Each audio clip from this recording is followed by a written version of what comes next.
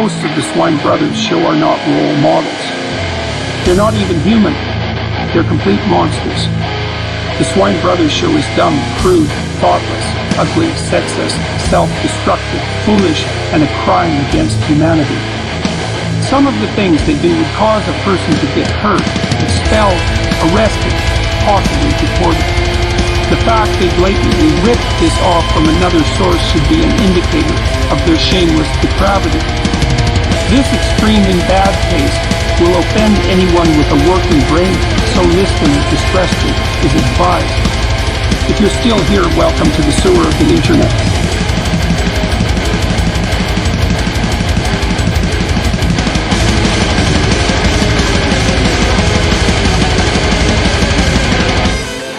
And those goddamn motherfuckers decided to close my account hours before that fucking direct deposit hit. Motherfuckers, give me my damn money! Hello and welcome to the Swine Brothers Show, episode 180.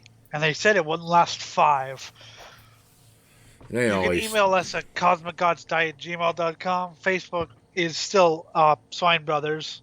And like, comment, subscribe, share, do all that good stuff.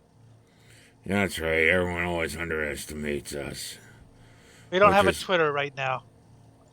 Yeah, we're on Facebook, but only half there. I had one, and then it was like, I pissed too many people off, so I decided to make it a personal account. Yeah. But I'll have one. I'll start one up later and have it be the show's account. Anyway, Jim, in honor of our 180th episode. Oh, God, yes. Energy drinks would be good right now. Hey, my own. I don't have any coffee or tea, though. That's the only annoying thing. I have coffee. Ha ha, ha ha. I win. You lose everything. I know, but it's fun. You said you had some ideas for this show, Jim. Yes, I have ideas. Unfortunately, my ideas involve your face in a bulldozer. Mm-hmm. But, I stumbled across something today that just made me start thinking how fucking idiotic guys are when they're trying to, hook up. I would know nothing about this. Some fucking, guy was just out there saying, I'm going to use my own fucking evolutionary bloody blah and say that the male genetical perspective on one-night stands is this chick wants me to impregnate her and lock her down in child-rearing for 12 plus years without me investing anything for just one night of sex. And, yeah. And my first response was, you never heard of birth control? Like, I had sex with a lot of chicks before the ex-wife. And after. And the ex-wife is the only one I ever impregnated. Yeah. I think birth control kind of works most of the time, Just saying, That you know of, at least. You're actually going out for a one-night stand, Yeah. Sheath your winky. That's all you gotta do. Seriously, it works most of the time. Like 90%, 99%, somewhere on there, I don't know. Well, I've never had it fail on me. I've even had it break on me with that spermicidal shit in there, it fucking kept going, and she didn't get knocked up. I mean, male feminists are just kind of sad creatures. That was like my secondary thought. It's like, why would you fucking sit here and try to act like you're on some sort of moral high ground by being the most pathetic man in existence and exposing that all men are scum? You realize that if all men are scum, that means all men don't deserve to get laid. In a very early episode of Swine Brothers, I think it was Scott. Yeah, I think it was Scott sent us an article about a guy who allows his girlfriend to sleep with multiple people because he's a feminist. And like, okay, I get poly relationships. Okay, it took a little explaining, but I understand them. But that wasn't a poly. That was literally, I'm so progressive because I can't sleep. Or it was literally the I mean, double standard. I can but understand reversed. if you're into some sloppy seconds. I like sloppy seconds myself, but yeah, you doing this for like some sort of like we gotta have equality reason. That's bullshit. You're not getting off on that. You're just trying to keep the woman around, and you're kind of just dangling around her neck. Look what I can do for you. I can let you fuck whoever you want.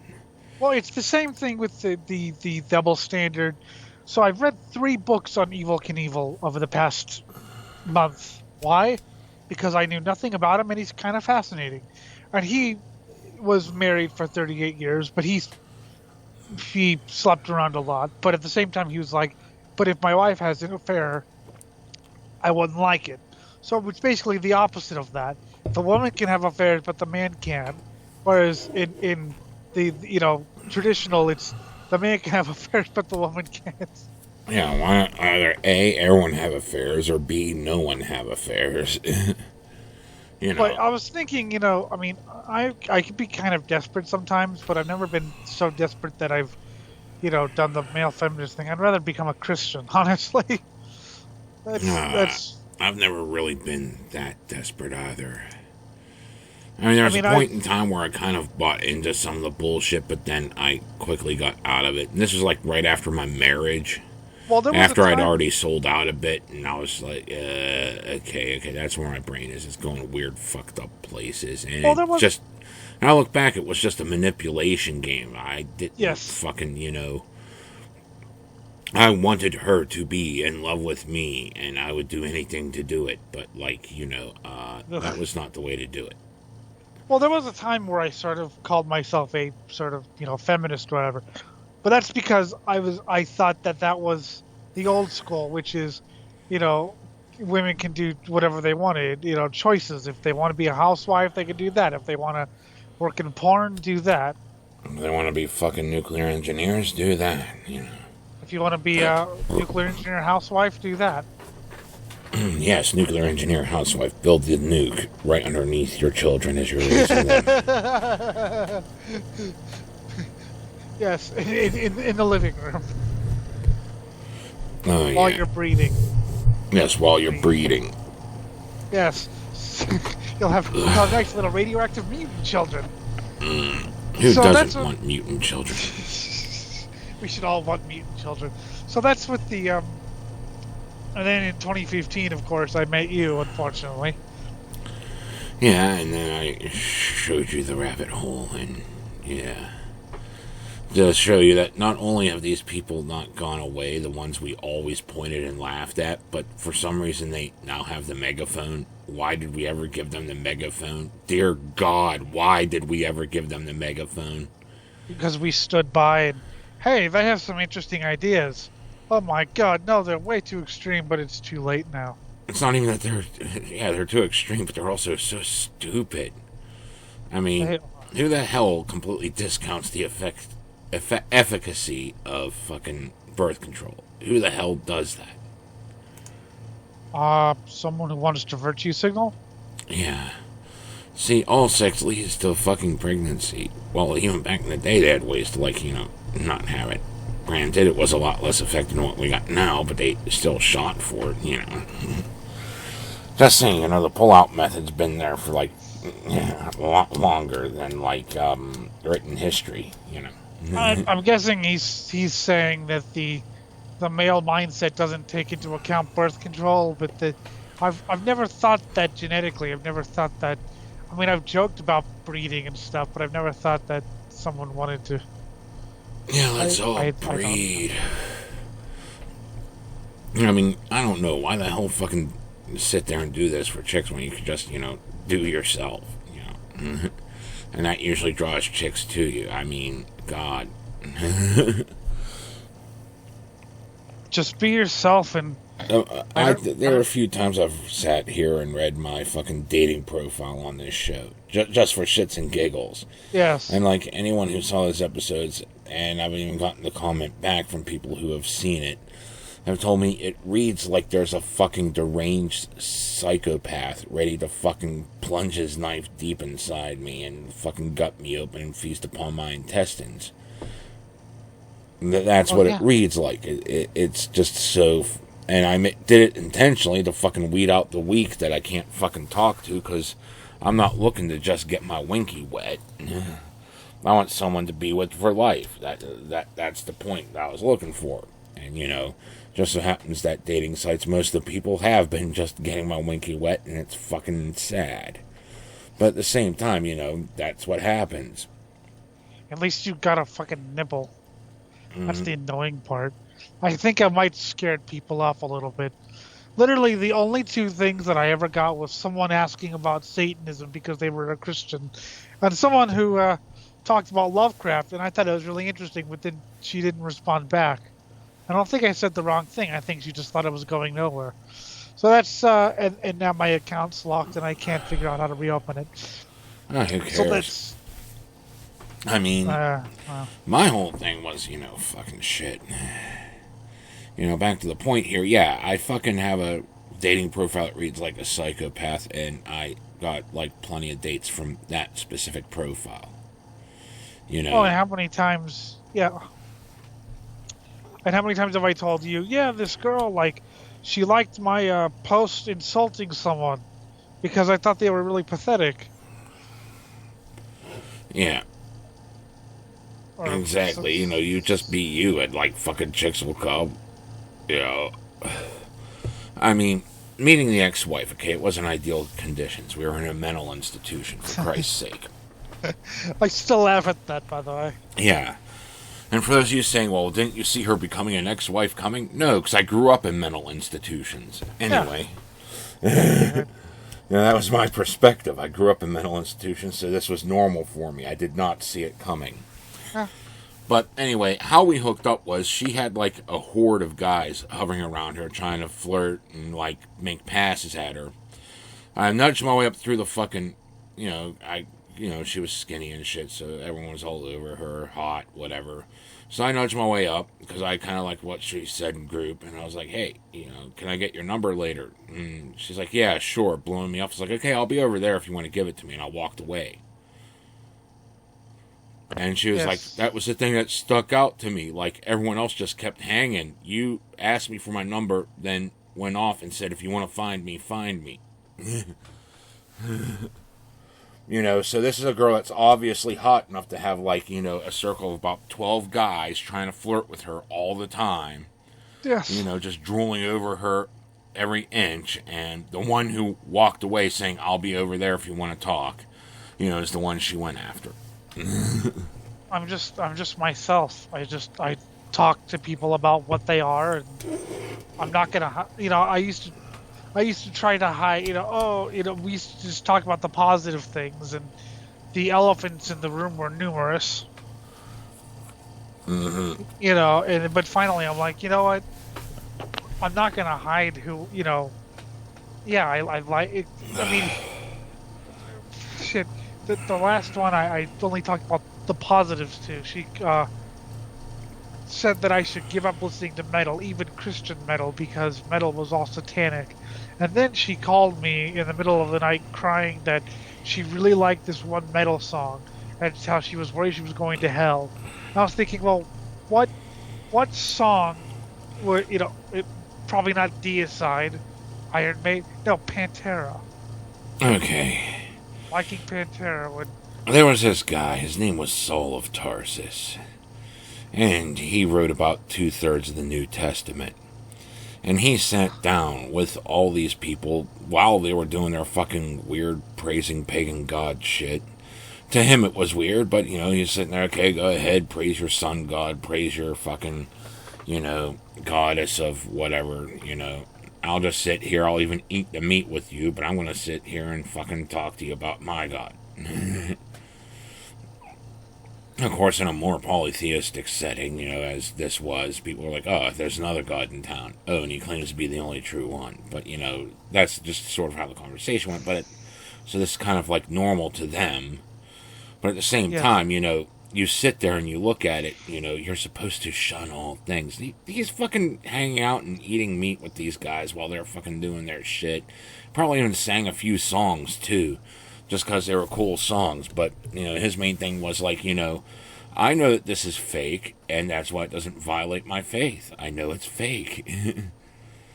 So if you can't fucking do that while listening to metal, then what the fuck? Yeah, I don't know. Well, You're so weak of faith, you know. You have proven yourself to be the weakest of faith of all if you have to destroy this. Or fucking sit there and cry, oh my god, I might be going to hell because I like a song. yeah, and that was at my lowest point. And then, of course, talking to a Christian girl, and I was really worried that she was going to hate the show because, oh my god, hey, make Jim curse more. I want him to curse more. And then talking to the rocker girl, who I thought would love the show. That guy, Jim, scares me. I'm like, yay, she's into death metal, but I terrify her. Yay! Meanwhile, good Christian girl, get him and unleash him unto the world. I want to see him gnawing people's legs. Yeah, meanwhile, yeah, well, yeah. And I'm like, Jim's about as scary as a feather duster. Oh my god. But hell, there's just like all this fucking random bullshit.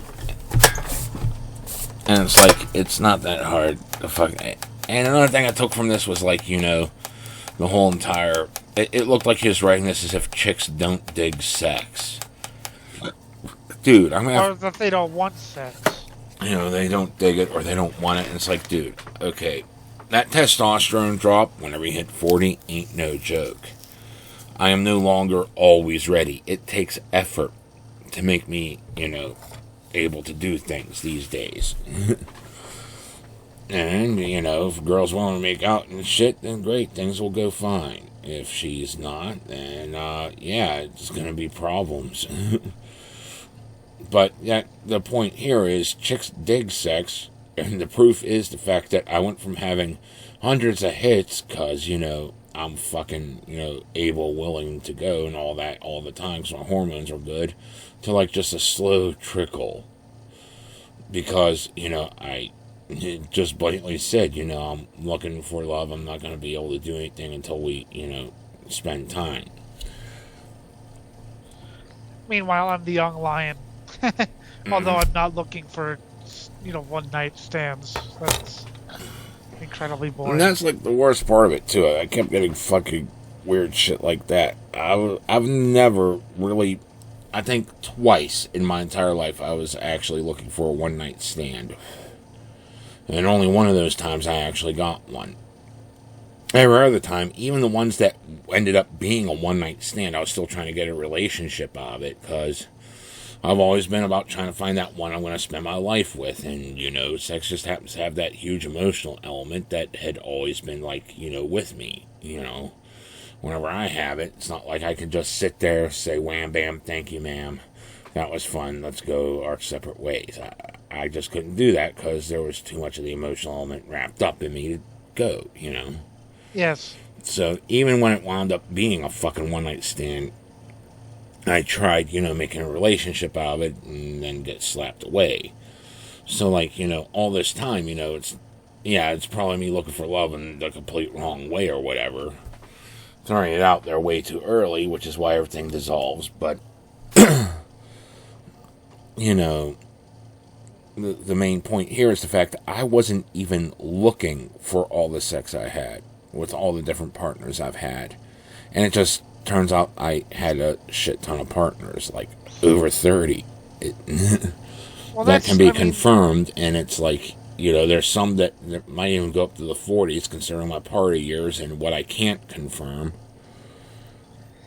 And I'm sure several are laying awake screaming. Had to. But, I mean, that's the thing. I've seen a lot of people very desperate for relationships or desperate for girls, or look at Mr. Roger himself. Mm-hmm. You know, oh, I tried so hard. Maybe stop trying. And maybe if you still don't, maybe you're just a repulsive personality. I mean, I was back, okay, during my college/party years, I had cheated on this girl twice. So I broke up with her, and I was heartbroken over that for years. And I kept dwelling on it because I was young and stupid. Yes. But the main thing was I was actually trying to drive girls away, and they came to me and, you know, either used me for fucking or tried dating me and then, you know, dropped me whenever I got too annoying or whatever. I don't know. In fact, I was still in that state when I met my ex-wife, but I was trying to, you know, actually date at that point. But, you know, I was kind of working my way out of that state, and, you know, things just happened, you know.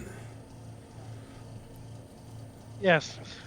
I mean, do you still dwell on, like, why didn't that work? Because there's one in particular I do still dwell on, because I understand why it didn't work, and I realize that I was completely to blame for it. I mean, I don't, like, lay awake, scream, you know, but at the same time, I think about, okay, here's what not to do any longer. Exactly. I mean, I fucking learned my lessons. It's like, you know, that's just all you can do to fucking evolve from there. It's like, oh, you know. And there's always that whole entire huge thing where, like, you make mistakes and shit, and, you know, it just, you learn from it. And, you know, sometimes the mistake is, yeah, that's what terminated the relationship, so let's apply the knowledge I learned here into the next one. Yes. So that's, you know, I try to, I try, you know, and sometimes it sometimes doesn't work for reasons that you can't explain. Sometimes it's just two people just don't work. But sometimes there are situations where you can totally see how it didn't work. You know, like trying to fucking, you know, get with a girl you met at a drug party. That usually doesn't work. I found that out the hard way. Because I even tried getting, because what happened was I fucked this one chick at this drug party, and I tried dating her, and then I found out she's the one that stole my pants, and that she's the one that took the money out of my wallet. Thank God she left my wallet inside my magic ID to buy more booze. But at the same time, you know, I just gotten paid. She took my fucking paycheck, so, you know, and used it to get drugs. And she tried selling the watch she stole off me for drugs. And when I realized it was my watch, my buddy, coke dealer buddy, decided to send his coke horse to beat the living shit out of her. But before we found out she was the one that stole my pants and all that, I was still trying to get with her, and it was obviously to her a one-night stand, you know, after talking with her, you know, the next day.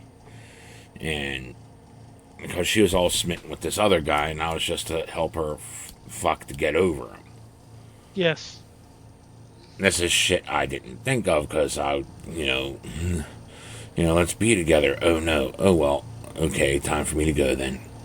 I've made mistakes, usually communication, if you know what I mean. So, but I've learned from that, you know. I was so used to things a certain way, and then when things changed to be a different way, I didn't adapt as quickly as I should have. Which I understand that now, and I realize that I was a moron. And I look at that and I think, well, what could I have done differently? Because it looked very promising, but I was just very slow to react. I mean, I'm so used to fucking, you know, okay, you go do you for like a couple days, and I'll get in contact with you. That's exactly and what this has even been the same with, like, girls that I wound up living with, you know. Yes. Just throughout my entire life, that's what it was. You go to you for a few days, I'll be back. And, you know, I get with a girl that wants to talk every day, and it's like, this is new, and I'm still stumbling over it, but, you know. Yeah, well... I still try to fucking, you know, rewire myself so that this is now what I should do, you know. I stumbled over a little too much, let's put it that way.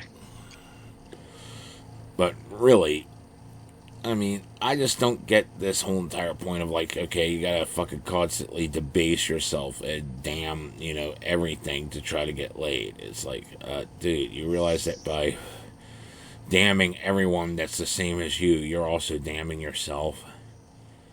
And that means you're going to be less desirable as a result if you're successful in your, you know, condemnations. I mean, I do get constantly debasing yourself, but I do it for fun. You see, yeah, that's a completely different story there. I do it for fun.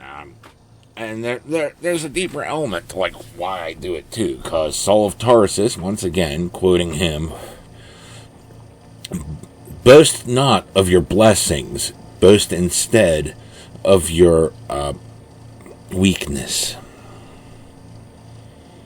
And to quote the band Fang, Berkeley's full of heathen scum. I should know. I am one. Mm-hmm.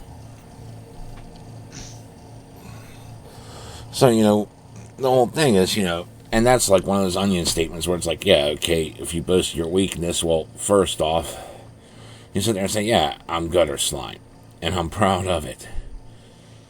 Okay, this helps prime people so that your friends know, hey, if you got failings and you're trying to work through them, they'll bring them up every now and then. Second, you keep yourself humble by proving to yourself that you're not king shit and God all the time, by constantly saying, what the fuck your weaknesses are. I'm greedy, I'm fucking self-centered, I'm the center of the universe, You go through shit like that, and it's like, okay, so I keep myself humble now, There is an element of comedy in it as well. Well, that's a good reason to do it, too, At least... Okay. Now, when I say comedy, I'm not saying I'm not serious when I say that I'm this or that, because I am serious. But at the same time, I'm serious in a way that, Jim, you would understand. But my family doesn't understand. What do you mean don't follow your dreams? Because that was one of my old things. Don't follow your dreams, kids. You might end up like me one day. What do you mean don't follow you're not happy? Yeah, I'm actually quite happy. But at the same time, I also realize that, not everyone wants to be where I am at the moment. So there's an element of comedy, but it's not. It's more like Carlin or Stanhope comedy than, say, just disposable. There's an element of truth in comedy, in good comedy, in thought-provoking comedy, as opposed to three guys walk into a bar, blah blah. Which can be funny, but it's not. There's no truth in it. It's just something that happened. I mean, truth. One of my party stories from my glorious days as a drug dealer. Went out to partying with some friends. We went out in the middle of the fucking woods and go cliff jumping. Some of them found a little toad and decided to get it stoned. I thought that was cool. But then they said, let's kill it. And I'm like, no. So I run and try to save it. Their thought process was get it stoned and kill it so it could die happy and high. While I wanted it to, be happy with its buzz and continue living. So I went to grab it and throw it in the damn river. And then all of a sudden everything went upside down and I'm falling. And then I hit the river. And then I realized someone had to push me off the ledge. With friends like these. So I essentially almost died to save a frog. Or toad. That was stoned out of its gourd. Ribbit. Oh. Ribbit. Oh, that was great. But so there's I try to keep myself humble. I mean I but at the same time, I'm God basically. Yeah.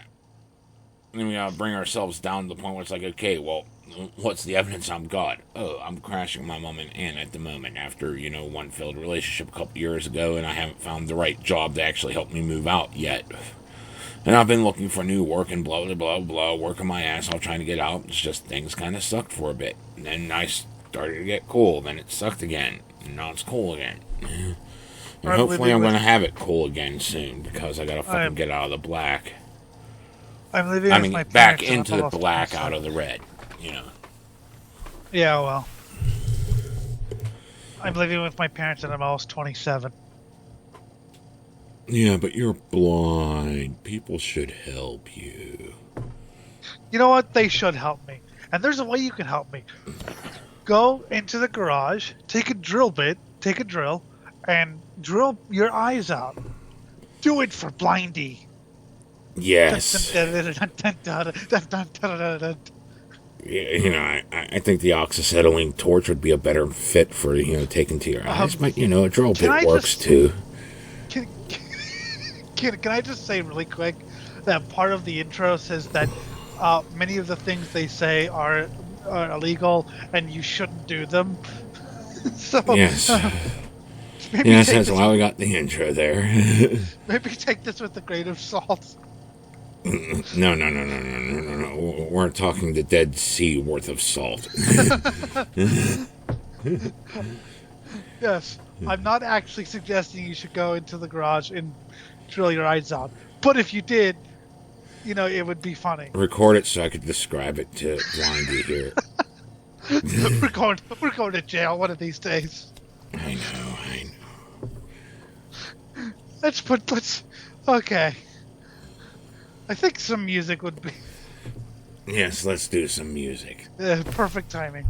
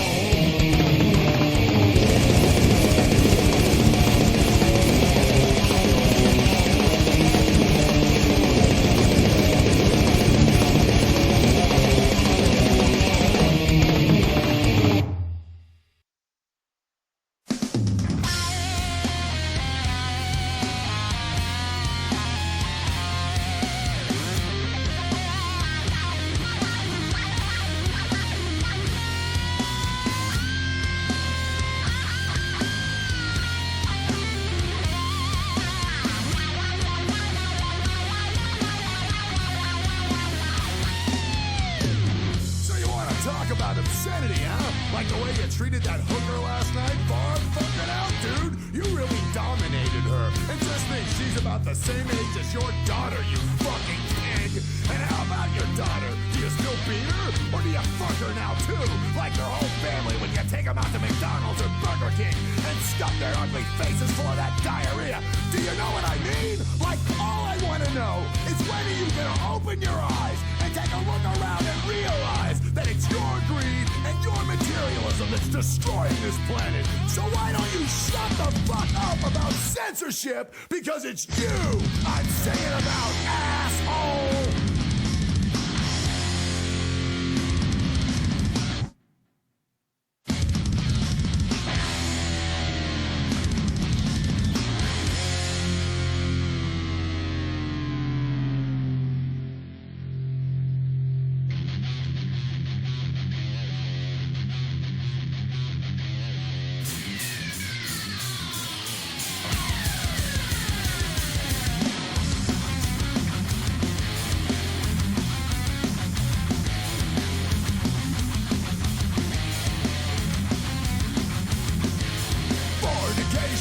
Penetration, strangulation. Grab a dog, spread its legs, ram it in. When I say these things, it probably gets under your skin. But you probably get horny and masturbate after beating your kids. Well, isn't this disgusting? And aren't we gross? But it's the things that you do that really are the most. Let's talk about your kids. Have you ever fucked one in the ass? Or perhaps you prefer to go downtown and pay for someone else's ass. If they had an execution on TV, you'd probably watch it. And later you'd say the sucker got what was coming and you'd check up in your closet. Well, isn't it disgusting? And aren't we gross? But it's the things that you do that really are the most. Alright!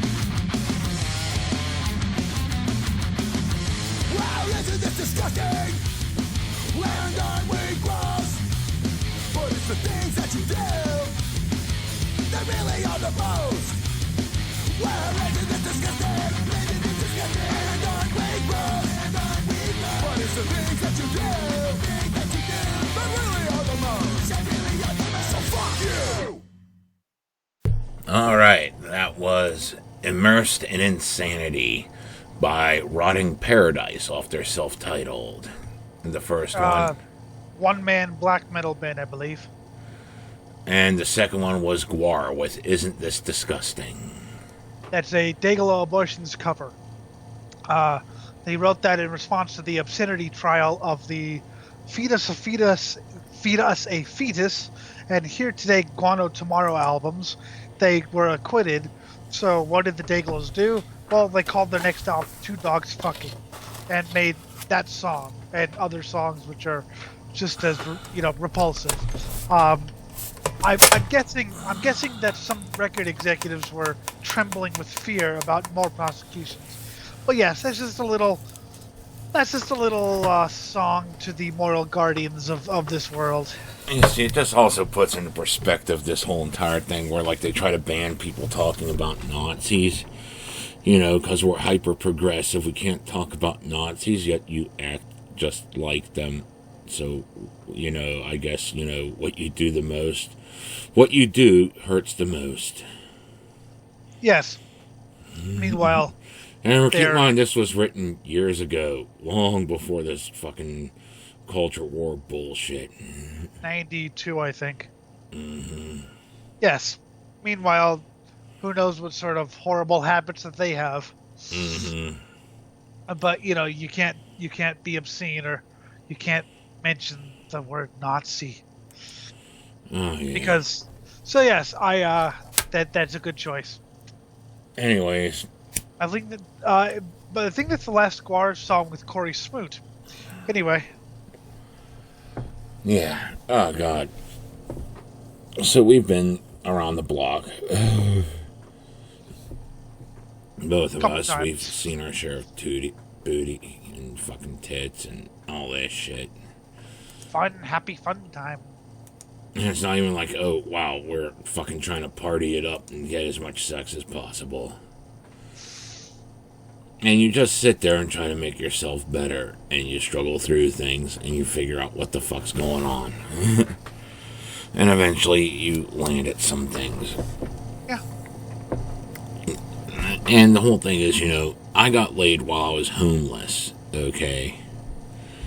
Fucking, it wasn't the ideal situation, because part of me staying at this homeless shelter out in Washington was, I had to go to at least an AA meeting or two just to make it look like I belonged there, because, half of it was a rehab program, and since I wasn't getting work, I played along, and I was like, oh yeah, I stopped doing acid like years ago, never thought about doing it again, and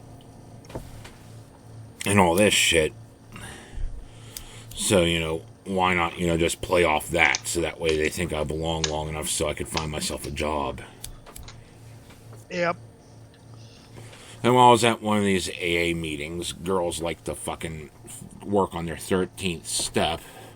So there was another girl who was staying at a homeless shelter across town, and she decided to hook up with me, and I was like, okay, let's do this. So yeah, I still got laid while I was homeless, jobless, and had absolutely nothing people want. Well, yeah, dude, you went into a rehab clinic. Have you heard the stories? It's the 13th step, you got the 12 yeah. steps to get you sober, and the 13th step is fucking. Or sometimes it's not even the 13th step, because Johnny Puke was talking about a friend who went in as a junkie and came out as a junkie, but met another junkie girl in rehab. Mm-hmm. And they had horrible junkie I'm telling you, sex. the joke's the 13th step. You could always skip straight to the 13th step without doing any of the others. Well, yeah. Oh, God. Now, fucking, I was still trying to work and fucking better myself and get myself out there, And say that's one of the things that attracts me to the current girlfriend, because she fucking had breast cancer which fused to her back. And they fucking had to remove the damn cancer, and she was left unable to walk for a while, unable to fucking really move that much. And she actually put forth the effort and fought through it, and can now at least go with a walker and shit, and that's fucking awesome when you consider where she started, and it took her years to get this far, See, that's actual. And she's actually putting forth the effort to better herself and to be better, which is good, that's what attracted me. See, that's actual. Whenever people, oh, I'm so proud of you, you're blind. I'm like, yeah, that's nothing. I mean, I've been blind my whole life. It's not. I never lost sight. Mm-hmm. So you have no concept of what the hell you're missing. And on top, to me, there was no adapting or no. It was just here's how I had to do. But there's no getting better for me either, unless you're willing to donate your eyes with the drill bit. The drill bit is essential. Trust me. That's what the doctor said. I mean, don't trust me because I'm fucking full of myself. Unfortunately, he's the doctor. Yes, so don't trust me. Yeah, don't trust me. I'm the doctor. Dr. Jim. Dr. Jim is immersed in insanity. Oh, God. I could perform C-sections with my bare teeth. Yay! C-sections with my bare teeth. God, it's like the fucking, what's it called? the Coneheads. Yeah. Oh, God. If you don't know what that is, that's like fucking an old as fuck Saturday Night Live skit that recurred that went on to be a fucking movie in like the 90s. And I'm referencing this is a part of the movie where they had a kid, and to cut the umbilical cord, they just bit right into it. Yes, I actually do know what you're talking about, which is funny. I don't watch Saturday Night Live, but I actually do get the reference. Yeah. Oh, God. Just rip up with the stomach with your bare teeth. Anyway, so now that we've grossed out all our listeners. Yeah. And somehow, even though we gross out everyone, we still get dates and shit.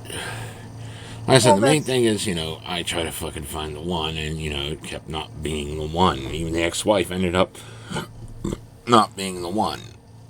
She was the one I had kids with, but, Is the fact that I don't let the whole blind thing get in the way, is that sort of an attraction thing with some people? Probably. And that's fine. I mean, I'm not like ashamed of it or anything. I just think it's funny when people, wow, I'm so proud of what you did. It's like, I've done nothing. I've done nothing other than what comes natural to me. Yeah. But they don't see it because they're trying to put themselves in your shoes by, like, by saying, what if I suddenly went blind instead of, well, what if I was blind my whole life? There's things which interested me that I fucking talked to him about years ago, and now they don't interest me anymore because he satisfied that. I'm not saying that's fine. People are interested in it just as people are interested in people who, have been paralyzed or whatever. And I totally get that. I totally understand, because if I was in your shoes, Jim, I would be horrified. I would be interested in someone who's blind. Wow, how do you do? But I just mean like people who, I'd take pity, or people who.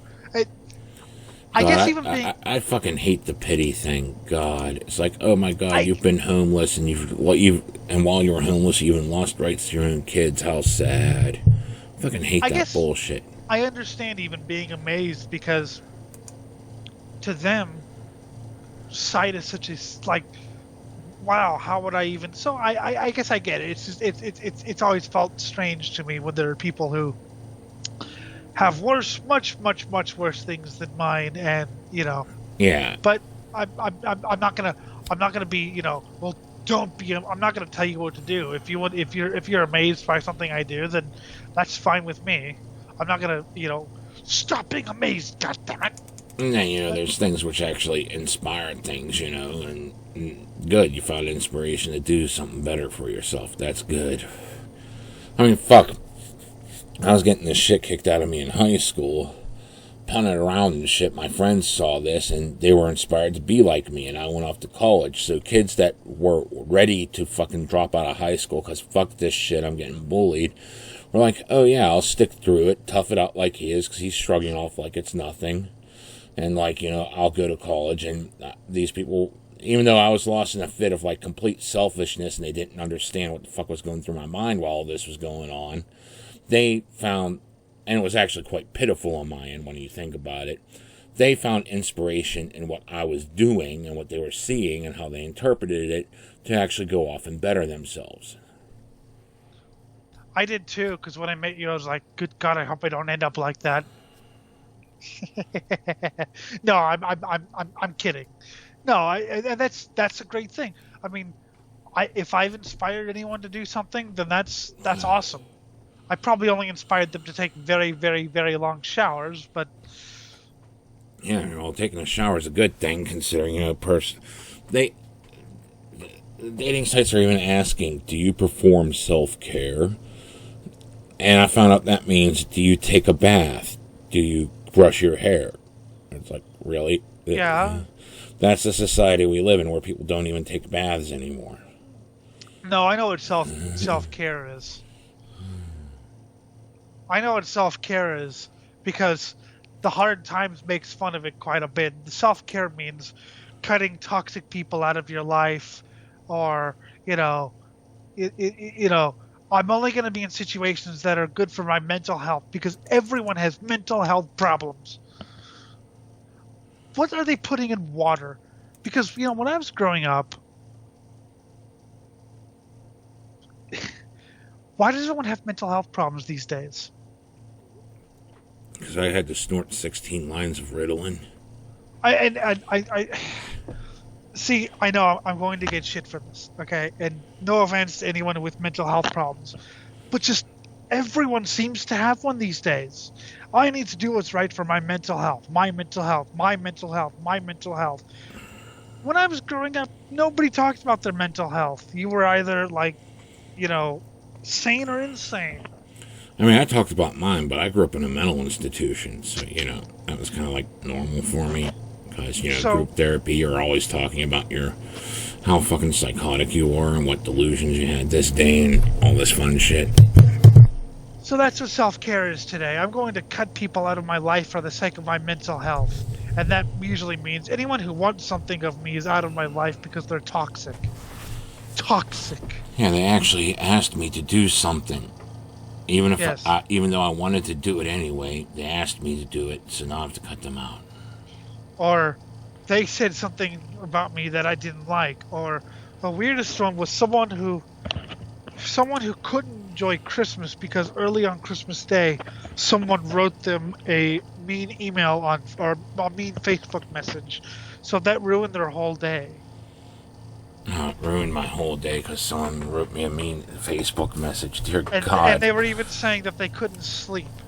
I get like 30 of those a day on a fucking slow day. You do. I get 30 Discord messages a day now. About like how much of a scumbag I am and how I should just drop off the face of the earth and die. But who gives a shit? But do you lose sleep over that? God. No, I just say, oh, fuck. I grade my insults. Like, most of the insults are somewhere around the ranking of 1 and 0. I think the guy said that I should have had a fucking hook put through my head as a fetus, then fucking raped by a dinosaur. That was at least, a 7 for the effort. Because I've heard it before. So that's what self-care, that it has, and it's a buzzword. Everything's a buzzword. I got fucking more mental issues than a lot of people give me credit for, and I had to sit there for years to get through it all. Molested as a kid, bullied because, oh my God, you're a faggot now, haha, and they beat the shit out of me, even though fucking, I didn't fucking want it, So that's a double whammy there. Fucking grow up in a mental institution, spend a few years in there, fucking few years in fucking partial program and all this shit, and come out and get bullied again because of that. And then after I get into metal, people stop bullying me, but they start calling me the satanic baby killer, and that cost me jobs before I could even get them, based on my reputation alone. So, but whatever the fuck, this is just life. You deal with it. I mean, I'm not going to sit there and say, because there was a point where I did boo-hoo about it, but then, I grew out of that and realized I should have been doing something all along instead of just boo-hooing. And whenever you boo-hoo about it today, I'm usually the one who has to, Well, you boo-hoo too, but, I fucking kick you in the teeth too, so, I boo-hoo. I will freely admit, I can't believe she left me. Oh, big deal. There's millions of women in this world. Or, billions. I cried about something that's like, Jim, here, this is what you deserve. And it's like something about taking a sledgehammer to my face. It's like, oh, yeah, fucking hammer smash face. That's a great song. Okay, I'm glad I have friends. I'm glad I have friends who, if it's something that, is worth it, then, yeah, okay, I completely understand. But if you're just getting freaked out over nothing, then, yeah. Yeah. And so when I was younger, I did get freaked out over nothing, but I was a fucking kid and didn't know any better. And I look back, it's like, well, if I would have spent that time I was freaking out over shit that was either A, nothing, or B, completely out of my control, You know, if I would have taken all that time and put it towards working towards other things, I'd be a multi-trillionaire by now. I mean, okay, if, like, you know, one of my friends died a couple years ago, that was actually, like, actually sad. But, okay, you're 27 and you live with your parents. Well, you're alive, aren't you? You have the internet. You can do things. Would you rather be that or homeless? Oh, exactly. Yeah. Oh. Maybe Oh, and by the way, worrying about stuff doesn't facilitate getting it done. Mm-hmm. Because you just stand in your, I'm not where I want to be. Yeah, I'm not where I want to be either. Because, you know, I'm not passed out on a fucking, you know, lawn chair with, like, yeah, and you're Ferraris in the background. You're out there trying to fucking do the work you can do, despite whatever idiotic limitations you have. And then, you know, I'm out there trying to fucking find whatever work I can do, and I've fucking just got done with a month of fucking unemployment because no one was fucking taking me on. And finally someone said, hey, you know, first come, first served. I'm like, okay, I'm there, dude. You know, and now I got a job. And, as pathetic as this is, I mean, I'm totally lucky and happy that I can actually do this show. I mean, I always wanted to do something like this, something where I, you know, broadcast, but I had no idea how to do it. So just doing it. I mean, yeah, it doesn't pay anything yet. We will conquer the world. Oh God, I've been fucking doing the horror movie hosting gigs since college. That's over 20 years. And I still have yet to say a single dime from that. I have never made money from it. No, but goddamn, it's entertaining. Yeah. But, you know, I keep plugging away. I keep working at these side projects, and I try to get, like, regular job and fucking, you know. And then I have a regular job I work on these side projects, you know. Fucking try to get in other places, continue writing, you know. And I just keep plugging away at it. And, you know, even if I fail at all my other endeavors, well, at least I went down swinging, you know. At least I could say I tried. Mm-hmm. I would rather try and fail than sit there curling a ball and do nothing because other people should be just instantly handing me everything. Fuck. No. I mean, and I'm glad that there are actually people who listen to the show. Granted, there are people who know us, but still, I'm glad that I mean, there's people who I know who won't listen to this show because they hate it. But there's actually people, oh my God, you have a new show out, I'm going to listen to it. I'm like, how many drugs did you take? Good. You should always do all the drugs all the time. And I mean all the drugs. Doug Stanhope. Even the ones that we just, like, invented. I sent I sent the show to Doug Stanhope, and he said, I'm a little too drunk to listen to right now. And I'm like, trust me, that helps. Bitch Boy said we should do a show on acid. And I was like, no.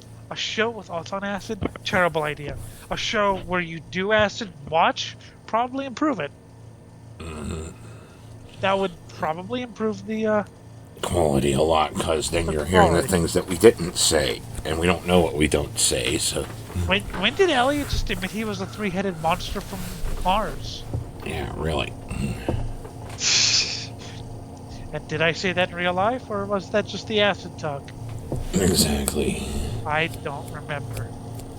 When I went to see Gore, was that Gore, like, growing bigger, or was that just the drugs? Reply from Gore. It's just the drugs, son. Just the drugs. Yes, it's just the drugs, son. Or sending them fish porn. That was good. Yeah, I sent them fish porn. So you wrote the song Fish Fuck. It's like, well, here you go. Here's some chick fucking a fish. And the response was... You're disgusting. Gore called me disgusting. It's always fun when your musical heroes call you names. Yeah. Usually it's bad names. Bob from Drop Dead, for example. Well, fuck that guy. While we're fucking on this whole entire, fucking for your mental health shit and combining it with, this here, it's like, I don't get why people think that, you said a negative comment about your friend and you were crude and joking about. Why they fucking get, like, all pissant about, me making an offhand blind joke to you, or fucking you calling me a fucking old washed out has-been, Why? Yeah, he was so mean to you. He made a joke about you being blind. Yeah, and you didn't hear me laughing? Yeah, and it's like, fucking shit, dude. It's a good joke. No, Jim, you're not a has-been. You're a never was. Yeah, I'm a never was. Yeah, that's mean. See, I mean, we do that, but yet you can clearly hear he did. I mean, I'm sure he wants to rip my face off, but that's just normal. But you can clearly hear he did not take offense to that. He was not, what? What'd you call me? He laughed. And I sit there and I look at some of these Facebook groups I've been in over the years and different other forums and shit, and like, people just randomly say, roast me. Okay, so you don't have any friends that are actual friends. You just have people surrounding you that are completely kiss your ass all the time. No one to actually tell you how it is, what your faults are, or poke fun at you for, what your faults are for whatever. You have zero friends. You just have kiss asses surrounding you all the time, telling you nothing but pleasant things. Somebody said roast me, so I roasted her. And, there were two times. One, she thought it was hilarious. The other one who said roast me, I roasted her, and she reported me to the admins. I was like, you want her to roast? Roast me, but not too hard. Yes. It's a fricassee. Or we'll fricassee 'em. Mm-hmm. That sounds like a coliseum, but only for, fricking. I try not to roast people because I don't know what their limitations are.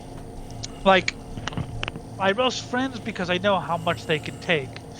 But people who say roast me, yeah, Yeah, but, it's like, this should be something you're getting, like, plenty of whenever you just bullshit with people that you're actually friends with. No. And the whole thing is, I look at these guys, it's like, well, what the fuck am I supposed to say? I don't even know you much outside this group, so I have no idea what the fuck to pick on, or even what the fuck your limit is. You're just asking for it. And but there's... Jim, don't hold back. Be brutal. Well, you said be brutal, and now you're crying because I was brutal. Oh, yes. I mean, that's... Don't hold back, okay? I didn't hold back. And now you're banning me from your group because I didn't hold back. Ugh. I haven't seen much of that. I was thinking more people just... I shared this show on some Discord pages, groups, whatever they're called, because I'm on Discord. Because Facebook still hasn't responded to me, so that's Jim running the Swine Brothers thing. So I'm looking into other social media too, so fuck it. So if you have any objections to the content, go yell at him. Yay. Anyway, sorry. Anyway, but I shared, and why is your co-host so mean to you? You need to get a better co-host who could build you up in a positive manner.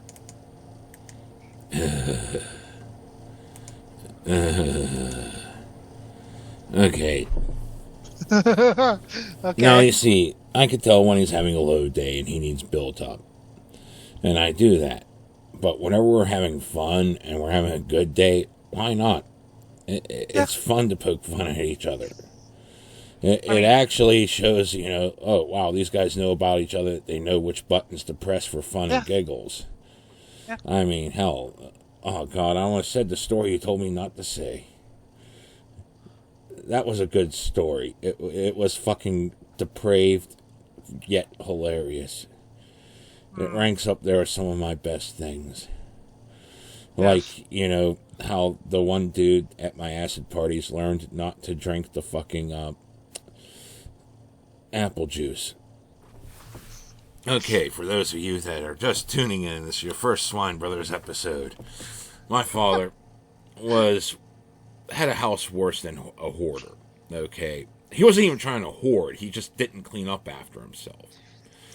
He was so lazy that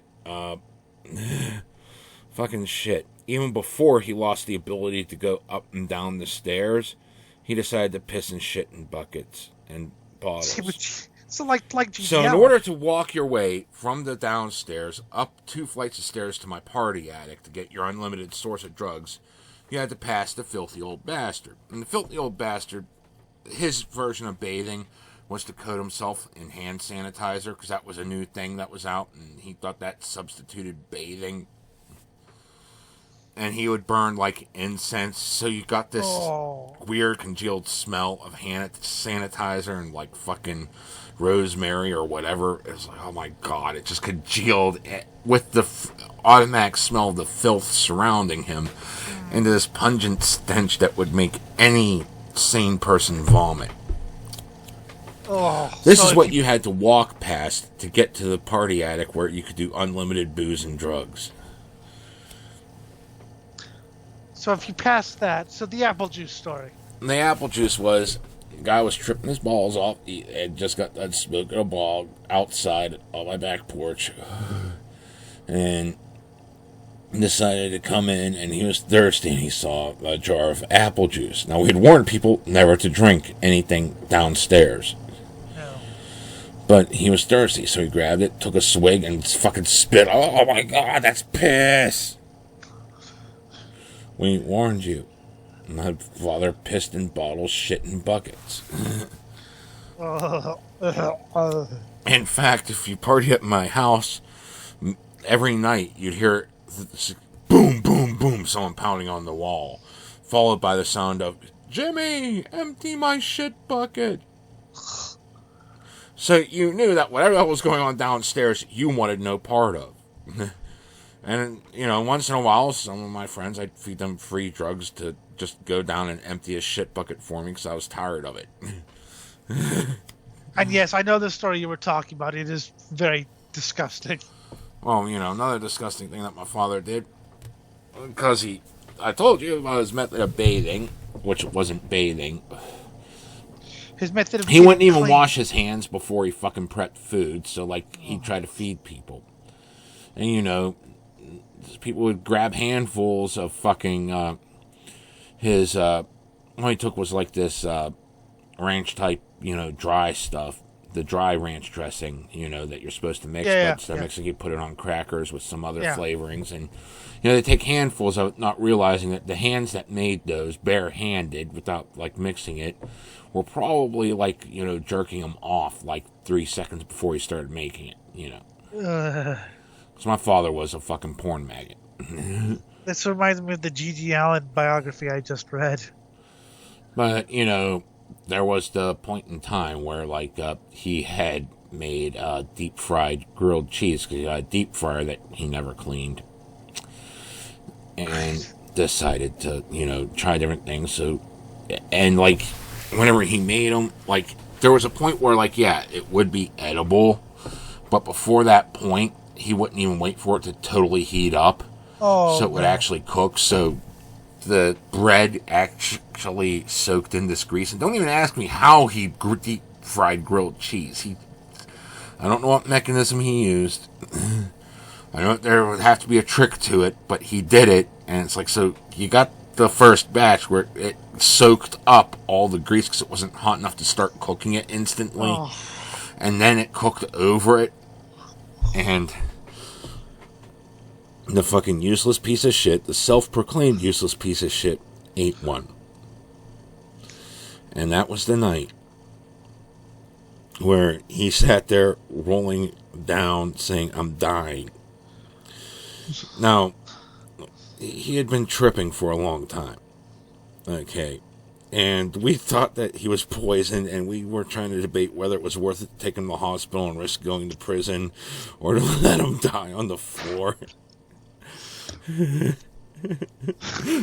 So finally we take him to the hospital. What was wrong with him was he was tripping so hard he forgot to shit, so they gave him like laxatives and he was fine. But the thing that really made him like constipated was probably my dad's deep fried grilled cheese. Yeah, that's disgusting. But he was tripping so hard he forgot he had to take a shit. What is shit? Oh God. Yes, that's gross. And keep in But mind, kids, yes, I was finding dates and shit all during this too. So and that's the disgusting lifestyle I had. but yeah, So that's. even I that mean, far gone, you can still get it. You just gotta fucking take chances. yeah, but no one wants to take chances. People, are, well, if I put on this face, then I can get laid. Yeah, that's what they think. Nah. You just gotta go out there and say, hey, babe, can I get your number? And you might get slapped. You might get turned down, so you're next, And eventually one says yes. Yes, and then you bungle it, and you completely mess everything up. Yeah, and destroy the relationship right after that. You just go back out and What I do was it saying again before, until... I mean, we've had days where we've propped each other up or whatever, and we've talked and just had fun. But we also have days where like we just make fun of each other. I mean, that time where I was not feeling very well, so we watched the Necrophagia DVD. That was fun. It wasn't like I needed oh, poor you. It was just like I need to get my mind off something for a while. So we watched the Necrophagia Through the Eyes of the Dead video. Mm-hmm. And Jim told me what was in it. And it was glorious. It was glorious. That's actually allowed on YouTube? No, don't tell people. I gotta download it before it goes away. Yes, you do. So that's, but at the same time, if we're in the mood for it, which we usually are when we're broadcasting live, then, or well, almost live, I should say, then yeah, I like to make fun of him. He's easy to make fun of. Well, it's easy to make fun of. And your friends should always be easy to make fun of because you know them and you know their foibles and no one's perfect. Whereas I'm utterly perfect. Fuck off. You're really tempting me to say that story now. Just to prove to the world how perfect you are. You sworn me not to. I'm saving it for that day. That day where you actually have your ego consume you so bad that you need brought low. And then I tell it to the world. Oh, no. Oh. I don't even think I've told that. Maybe like once on one of the throwaways. Oh, no. Okay, yeah. He keeps my ego in check. Oof. I don't have anything to keep his ego in check yet. Because I keep making fun of myself and bringing up my lowest points. I know, and I take inspiration from that because I don't want to be that. I mean, only a few people can make cockiness into something endearing. With most people, it's just annoying. There's a very few who can make cocky actually kind of fun. Mm-hmm. Most of them, cockiness is the worst thing you could have. Yeah, I know. So I try to be, just normal. And don't you get me started all these people that fucking try to make it certain that no one can make any mistakes ever, even though we're human. We all make mistakes, but that's how you learn. You fucking have to sit there and shit on someone that said something 13 years ago because, they grew and learned and now are better people. But they said it 13 years ago, so they got to be brought low because, I got to be better than them because I got to show them I'm perfect and no one else is.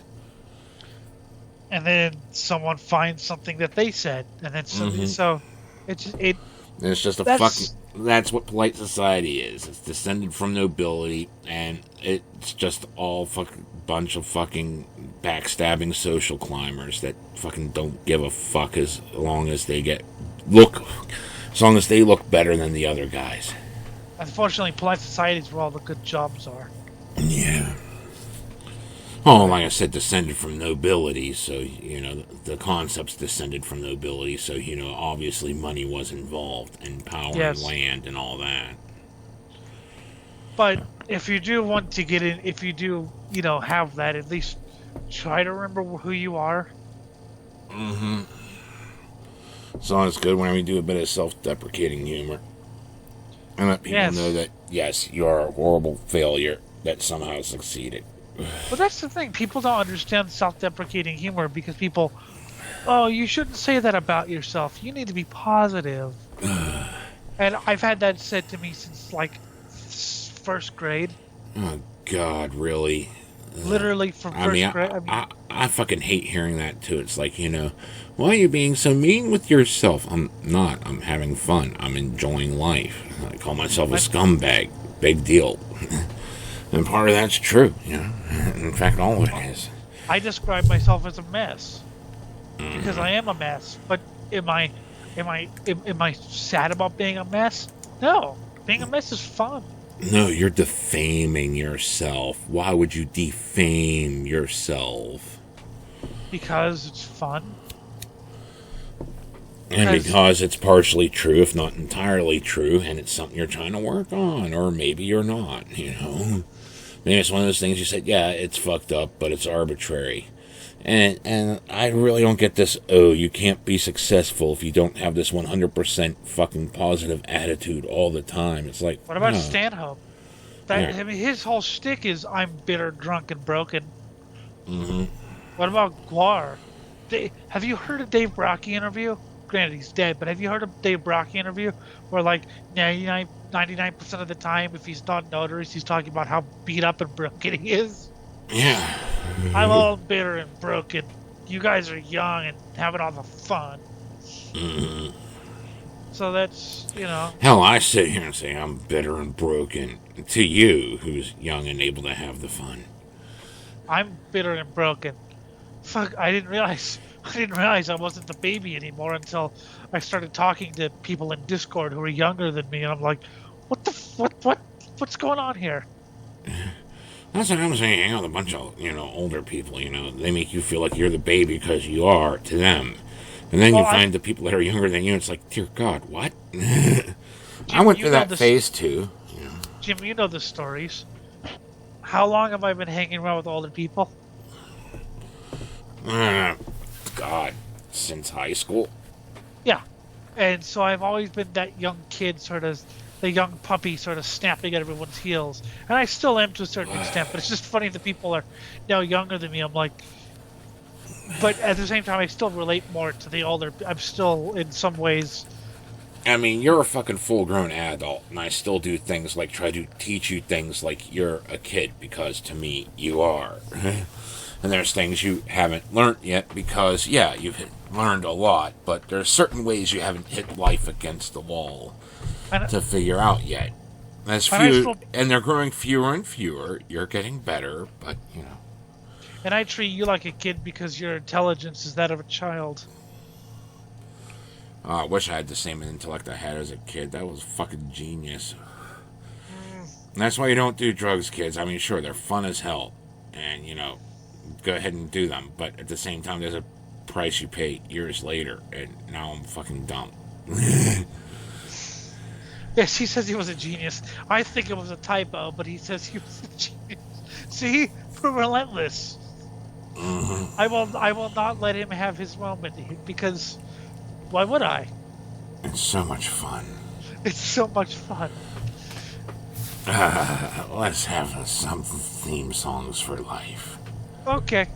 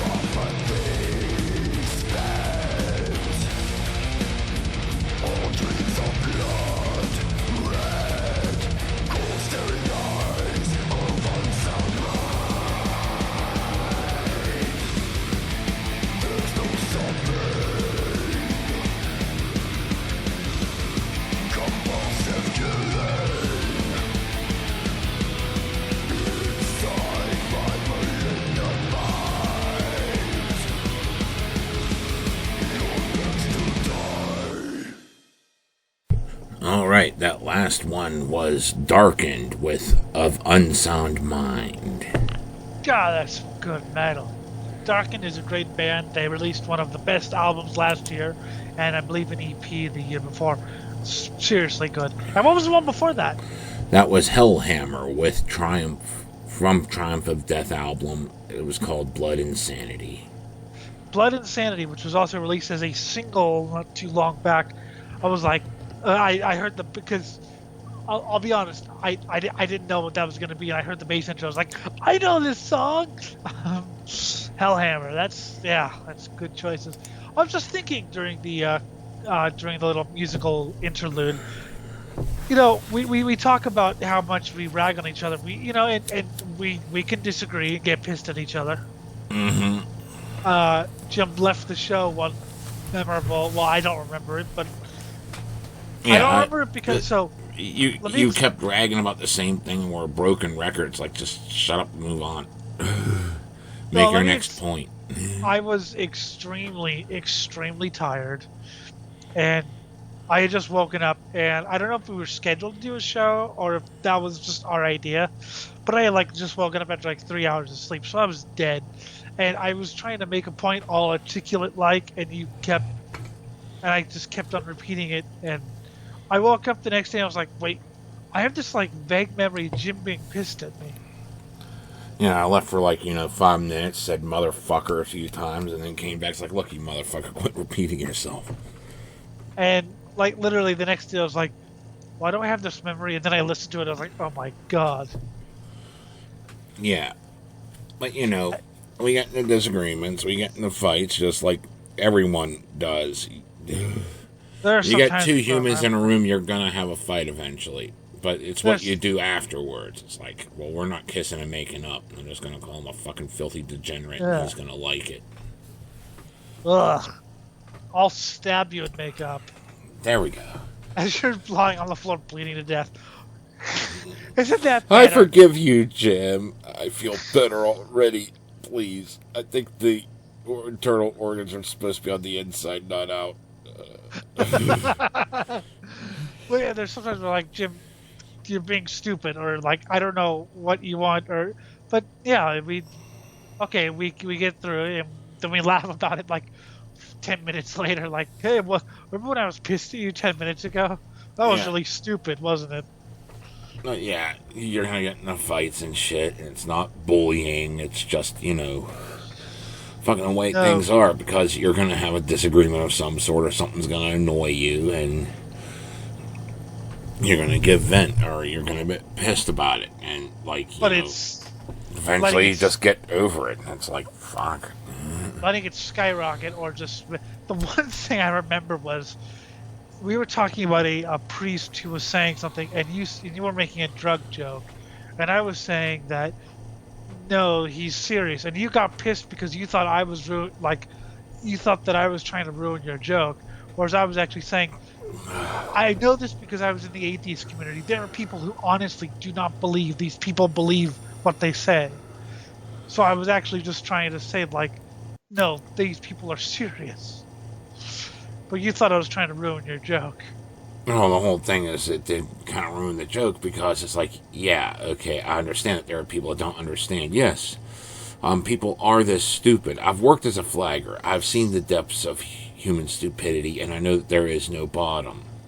Oh my god! Yes, there is zero. It's just an abyss, and it just keeps growing. It's exponentially geometric. Okay, just the depths of human stupidity. There is no bottom. There will always be Gorilla Glue fucking for your hair. Who the hell thought that was a good idea? Oh, this one chick did. And because she did it and had to go to the hospital, and after all this, after seeing how she suffered for being that dumb, someone else decided to one-up her. Let's have a Gorilla Glue challenge. Okay, now I'm in the hospital with something stuck to my face. Someone... So you even have the example shown to you. This is stupid to do. Don't do it. And you do it anyway, because it's a challenge. Someone tweeted out, if I was as rich as that Gorilla Glue woman, I'd be one of those rich assholes in racing sports cars. Yeah. Yeah, me too. But I for one love this president. So when I said Jim on fire, I'm gonna sue Arco Gas.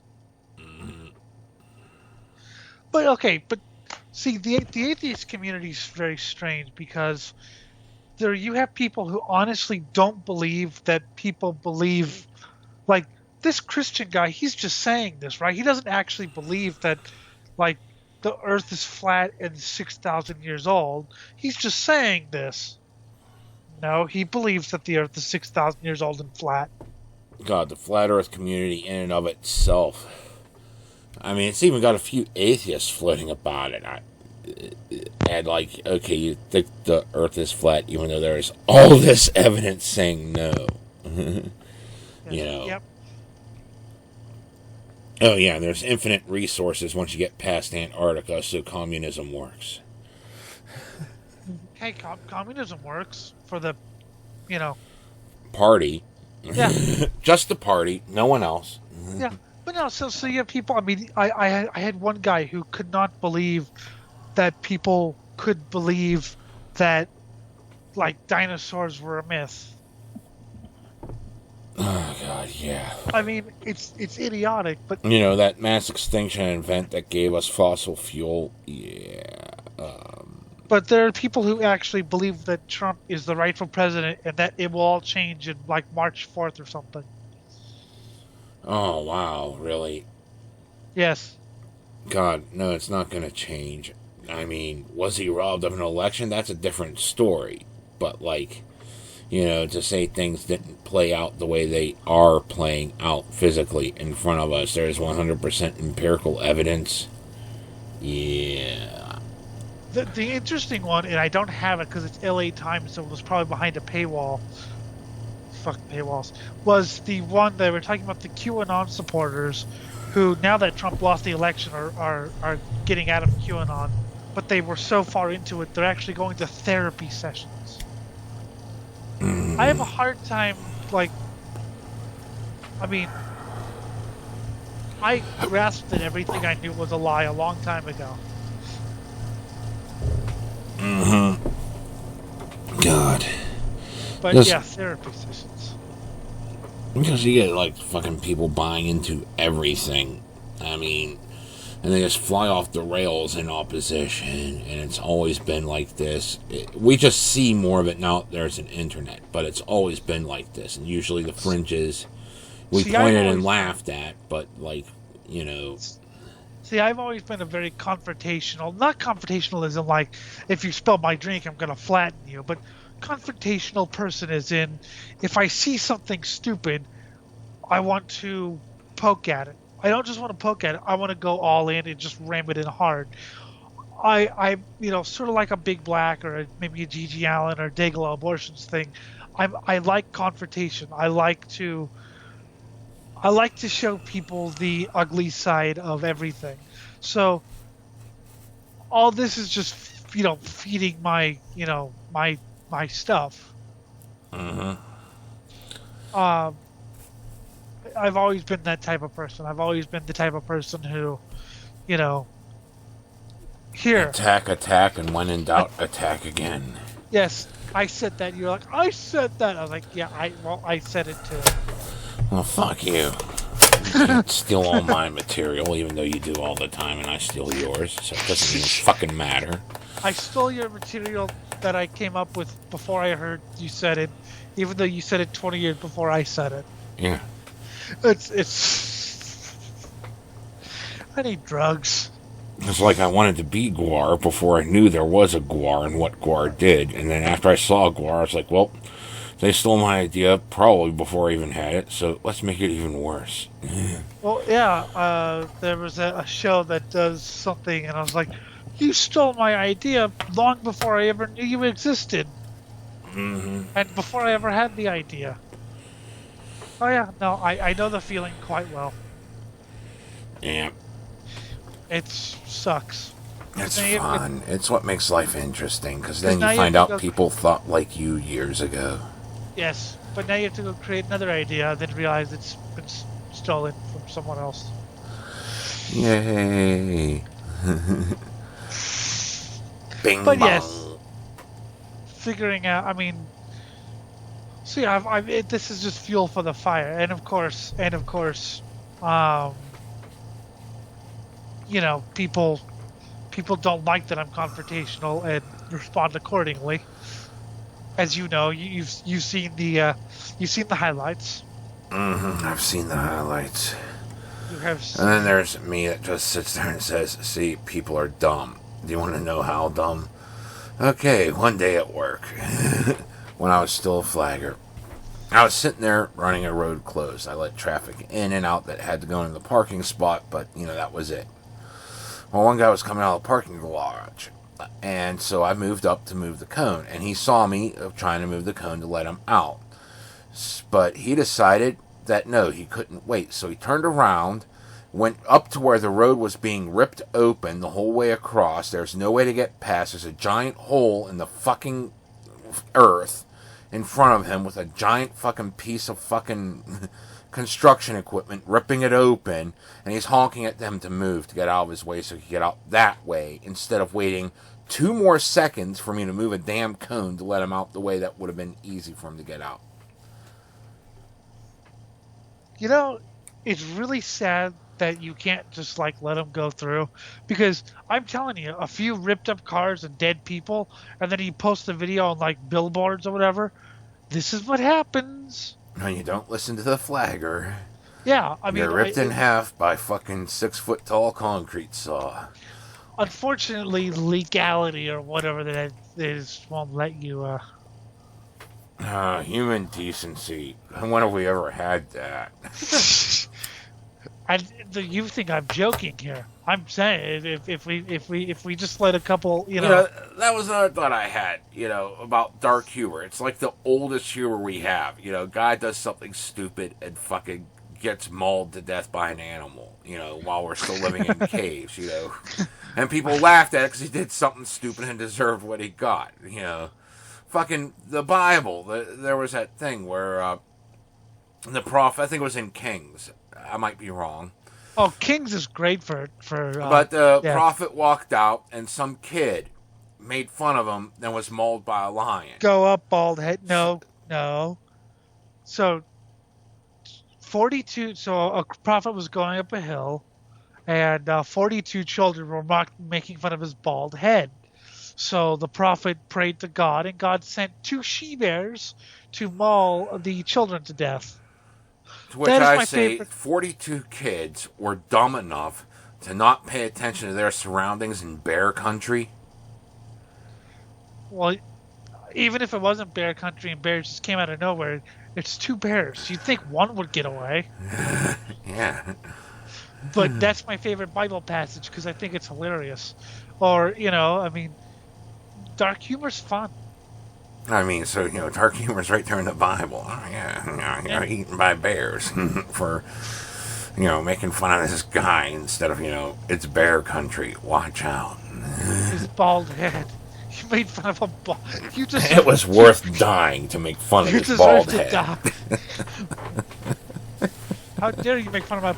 I want that God on my side. I don't want the New Testament. I want the Old Testament God on my side. Yeah, who doesn't want that? Fuck this. I'm flooding the world. You can live. Everyone else, out.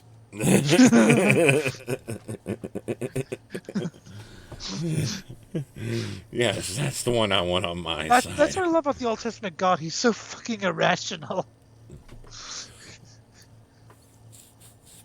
All right, there's a couple people. There's a couple people who doing something I don't like. We're gonna destroy these 2 towns. Did you know Sodom was in Pittsburgh? Yeah, that would make sense. That would make complete and utter sense. If you've ever been to Pittsburgh and the fucking potholes of doom, you'd know that, that's a sight God doesn't really like. But, I mean, so yeah, it's, you let a few people into the jaws of death, and then you replay their footage. You replay the footage of their deaths on video billboards. This is what happened if you don't mess with the flagger. If you mess with the flagger, and then you have a laugh track on it too. Yeah, put the laugh track on it. Every moment of stupidity, you get laughing. And then, like, you know, standing ovation when they finally meet their demise. See, and I've always liked, I mean, Jim, you like gruesome shit. Mm-hmm. There's a band who once sang a song about sorry, I had to clear my throat, about murdering someone because they messed with their tools. Or someone who sang a song about, I don't know, Big Black, very gruesome band. I mean, I'm always very interested in the things they sing about because they really do sing about the dark side of human. You know, here I have a album cover I'd like you to post, screen share it. Okay, let's see this fucker. So this is one of their EP covers. I'd like you to describe the EP cover here. The EP cover? Okay, it is, it looks like one of those Muppets that fucking, you know, the nope Muppets that vomited out itself inside out and has some fucking eyeballs floating out, and I think that's a heart. Oh, that must be the wrong cover. Because yeah, it's probably the wrong cover. The original cover is a guy who got his head split in half. Mm. The album is called Headache, the Big Black album. There's a point to this, and the point is, you know, we do like the dark side, but it's the same thing with it. You know, if you degrade yourself, does that mean you actually think you're a failure, or if you like the dark things, does that make you a serial killer? Mm-hmm. Yeah, I know. It's like, oh, wow, you know, I'm completely and utterly useless. Doesn't stop me from, you know, doing Fright Night Theater, doing this show, writing, doing other projects. We're even trying to get a fucking comic book in the works that was inspired by something, which would be like more for, it's not like one of those, oh, wow, we're going to have an ultra serious story ones. No, it's going to be like complete insanity and bullshit in the same similar vein as Beavis and Butthead. Yes, it's just so, you know, so like, you know, we're working on these things, yet, you know, we don't expect to get anywhere with it, even though we keep trying, because we always call ourselves degenerate scumfucks. Fuck you. Okay, I think I found the cover there. So yes, but what's wrong with being degenerates? Exactly. I mean, what the fuck is wrong? Let's see, what is this thing? It's just a Big Black album cover. Blindy has failed me again. Well, I can't see, motherfucker. I know you can't see. You're looking everywhere for the original album cover, and I'm looking everywhere for the Headache original album. Anyway. Yeah, it's like, you know, and no one wants to show it. To be fair, that looks like it was a sleeve that was over it, so it might have had the original one, but they had to put the sleeve on it so that way people could sell it at a record store. You know? Yeah, well, it was actually a body bag. Body bag. Yes. My best friend is a body bag. My girlfriend's cold and blue. And all my people, my best friend is a body bag. My girlfriend's cold and blue. All the friends I make along the way will be dead before the day is through. And that's the song about, like, Final Fantasy II. Good. So yes, there was a point to that, because we were talking about, you know, people who don't like, and you know, there's people who don't like, you know, I have, you know, morbid thoughts, but does that mean I'm some sort of crazy serial killer? Yes. No.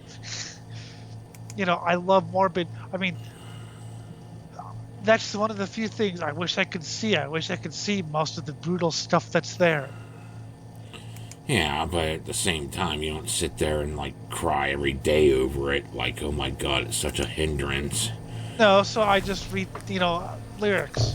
And this is a prime example here. You know, you're trying to find a fucking specific fucking damn picture to show me. You can't show it to me, but you know what it is because someone told you what it was. I know what it is. It's a guy with his head split open.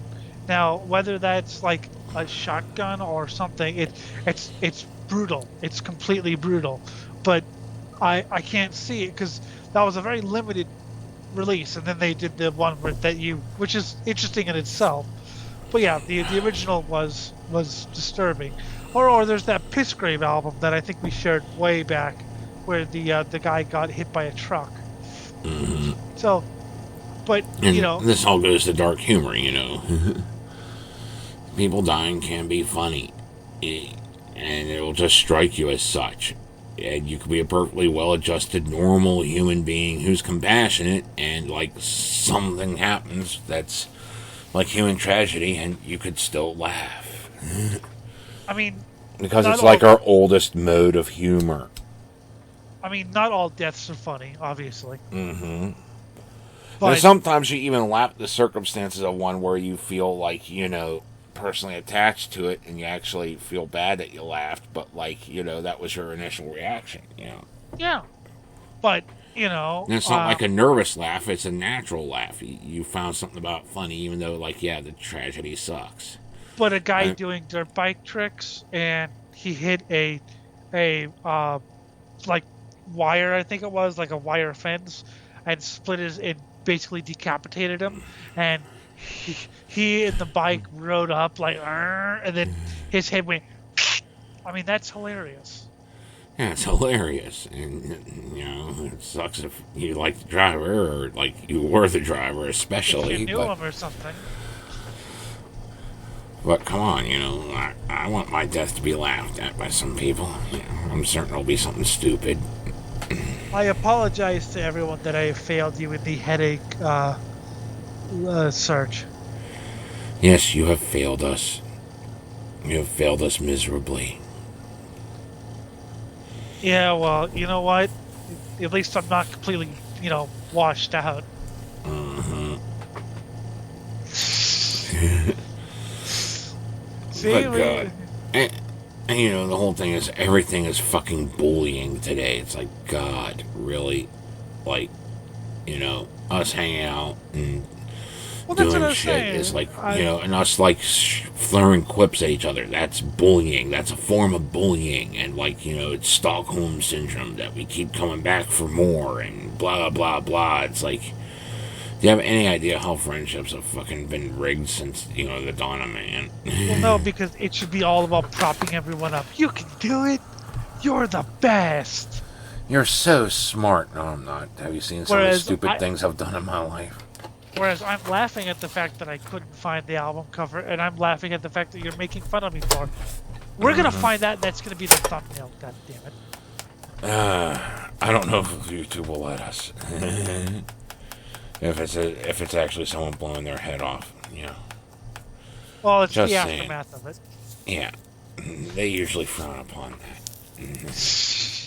Well, that's what they got to be all more moral guardian and all this, but oh no, we're bullying a guy who blew his head off. Good. Because his ghost is gonna come back and write a bad review. And come on, you know I like if I share quips like that and I do things, you know. Like that, you know, and it's not like I'm completely degrading you constantly. I take time to build you up and shit too, so, you know. If you are a ghost and you are writing a bad review of our show, please let us know that you're a ghost doing this. It would be awesome. We want to talk with the dead. We would love to interview a ghost. But I mean, punk rock is filled with dark humor. There's an EP that's basically a cover of a murder scene. Some guy was coming home from a show and found this murder scene, so he had his camera and he took a picture. And you know, that's the album cover, which is horrible. Happy birthday. Which is horrible if you know the person. But I laughed. Mm-hmm. You know, I mean, hell, you know, some people died that I know. You know, I fucking poke fun at it, but at the same time, it's a tragedy that affects me deeply, you know.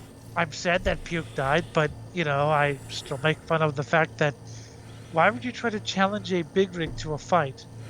Yeah, really.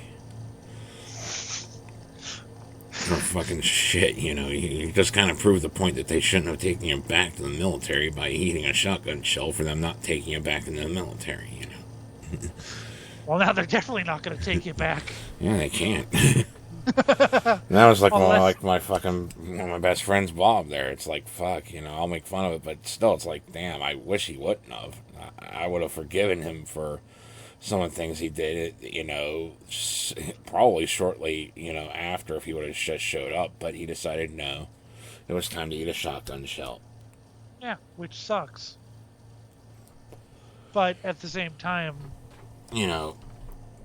and that's another thing. You deal with tragedy by laughing at it sometimes, and it helps you fucking focus on the fact that you're alive. You gotta keep going and maybe not make those mistakes and blah, blah, blah, blah, and all the other things that go with, surviving, going another day, and living life.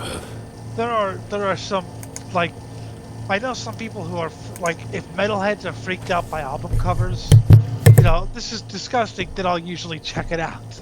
Mm-hmm. If you're freaking out seasoned metalheads by album covers, and it's whole. Like I said, not all deaths are funny, but some deaths can be quite funny. Mm-hmm. Dark humor is definitely the oldest thing. Plus, people ribbing each other, that's old too. That's just a sign of friendship. Yeah, okay. And you can usually tell a difference of, they're trying to degrade me by saying this, or, they're just being, asshole friends, which is awesome. Someone falling off a cliff, mildly funny. Someone falling off a cliff because they got too close trying to take a selfie, ignoring the signs, that keeps me laughing for days. No, I think it's even funnier whenever they say, "Look at me, I'm God, I can fly." Whee! I can't fly. I can't fly at that last second before they splat onto the fucking sharp trees below, impaling their organs everywhere across the woods. See, that's hilarious. But you wouldn't want it to be your best friend or something. Yeah, but then, after I cope with the trauma of it being my best friend, I'll make fun of it, because, that's pretty dumb. Oops, he took the wrong drugs that day. Took the wrong drugs. We're sorry. We're sorry. You have voided your life. Oh, God, just the depths of, fucking shit, this whole entire thing where you gotta always have, some sort of, fucking positive outlook on everything. That's draining people. God. Because, it just makes them all plasticine and put on a face when they go out the door instead of letting them be themselves. Well, why would you want friends to always just, you're the best? I would get bored. Yeah. And I'd probably start masturbating with an electrical socket just to feel something other than, dear God, again, telling me that, I'm, smart and that, I'm capable and blah, blah, blah. Okay. It's not like I'm unaware that I have a brain of some sort, but, I've wasted and rotted part of it, and, fine, dandy. But, that can always try to relearn or whatever, and, another thing about me calling myself stupid is the fact that it also counteracts the thing I did when I was a kid, and I thought I was the smartest. And, the number of things I neglected to learn because I thought myself smarter and already knew better. Like most teenagers do, almost all of them. You're smart, know better, because you have access to, information at your fingertips. For me, it was the library, and I could request books from anywhere. For people today, it's the internet, the same damn concept. The information is at my fingertips, and I am so much smarter because I can grasp all of it, and blah, and dear God, how many mistakes did I make with my life if I would have just paid attention to the people I deemed myself smarter to. I'm going to prove that death can be funny. Ready? Okay. Now, I was reading a book called Blood Beneath My Feet. It was about a death investigator. Okay. A regular shotgun suicide. Not that funny. I mean, kind of, graphic and not really that funny. A guy who the first thing he did was he took some vegetables and fruits and shoved them up his ass. Then he took out a neck massager or a hand massager and put his penis into it. Then he took out a oxygen depriving agent, sprayed it into a bag, and put his head in it. He died. This is how you want to have a dignified death, kiddies. So just imagine walking into the house. Why is there fruit and what's that buzzing and oh my God. Yeah. Oh, he also was wearing women's clothing as well. And then having to explain that to the mother. This is what we call a dignified death. 100% dignity. Hoorah. We're able to honor this man as he died nobly. That's so noble of you to die like that. How would you explain to the mother, like, how did he die? Well, he was wearing women's clothing and a wig. He put a bag over his head with oxygen depriving agents. Put his dick in a hand massager and shoved vegetables up his ass. And then he died. That's... He died with honor for the Klingon way. Why do I picture that, like, at a certain point that would have been you? Oh my God. You have such high hopes for me. Such high hopes. Such high hopes. When I grow up, I'm going to be a champion like that guy. He's my hero. Look at the things he crammed up his ass.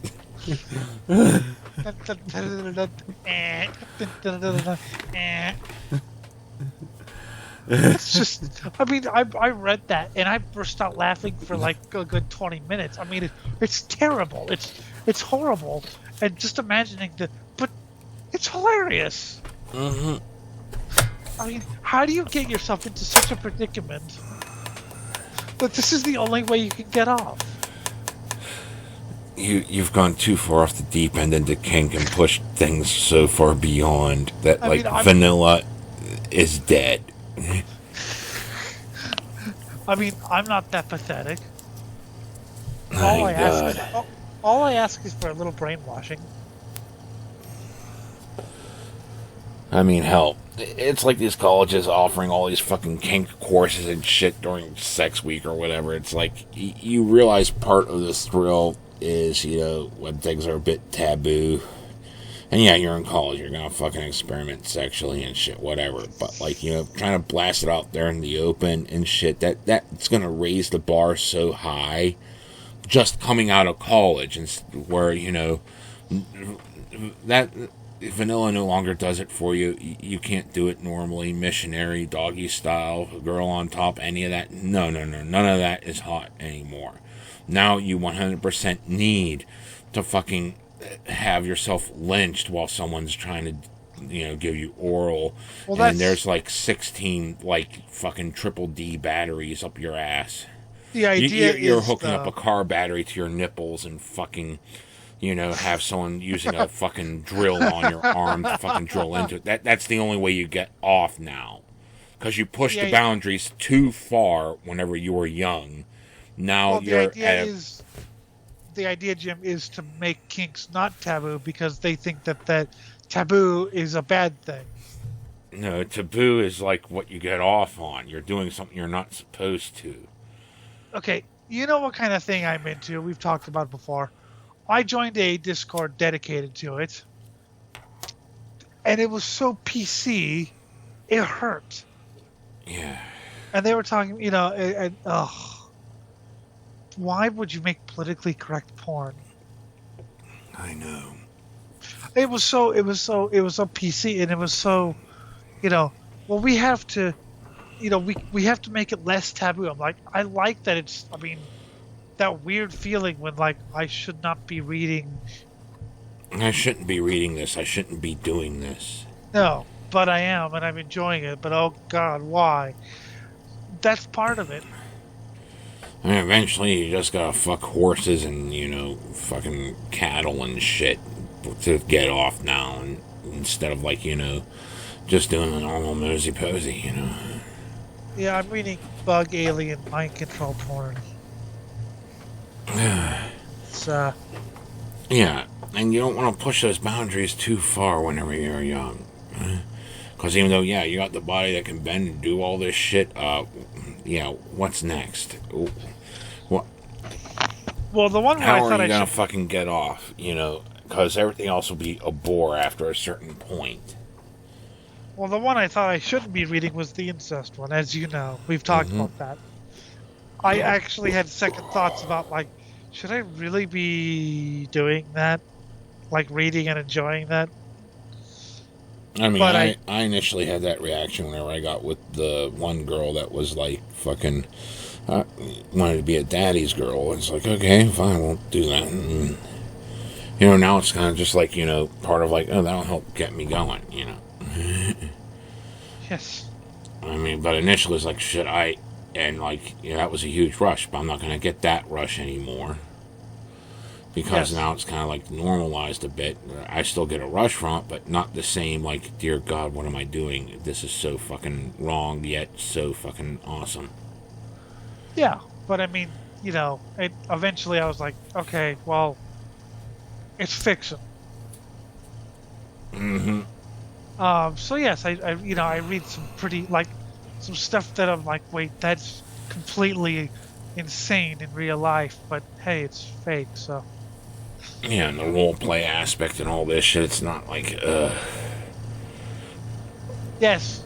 You know what? Yes, it's real. I really do think that bugs are controlling people into having massive sex parties. Yes, that's exactly what I think.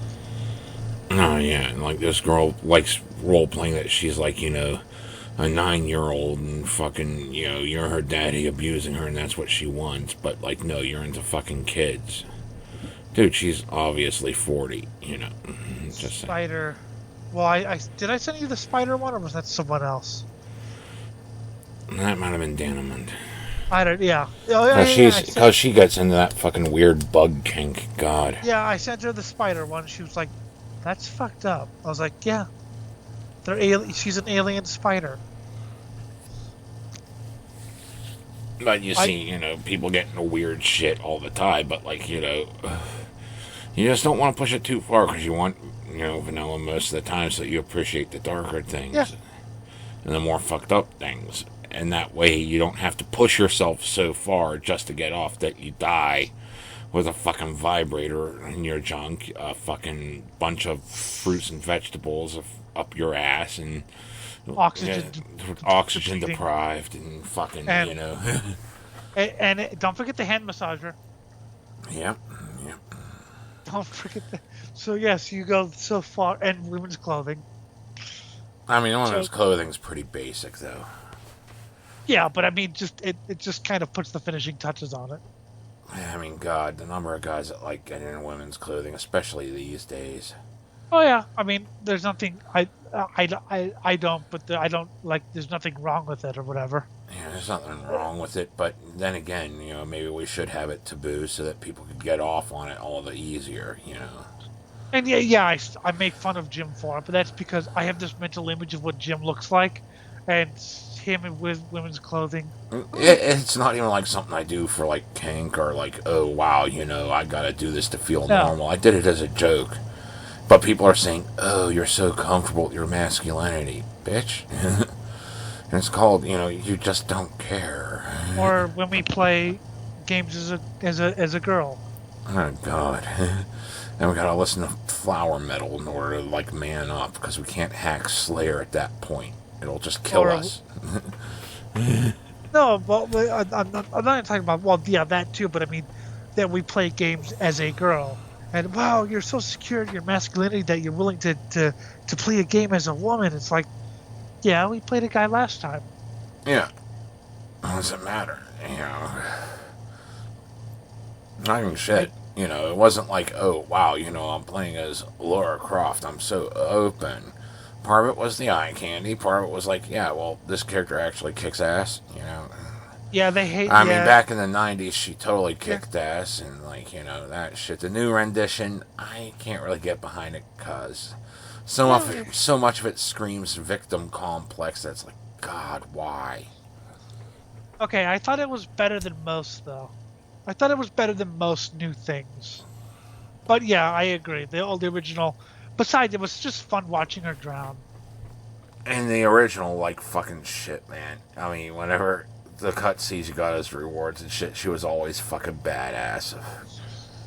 You know, just fuck this shit. I'm gonna fucking do this thing that, like, See, that's what I don't get. That they wouldn't even have the balls to fucking make Arnold Schwarzenegger and fucking all the other action stars back in the day do.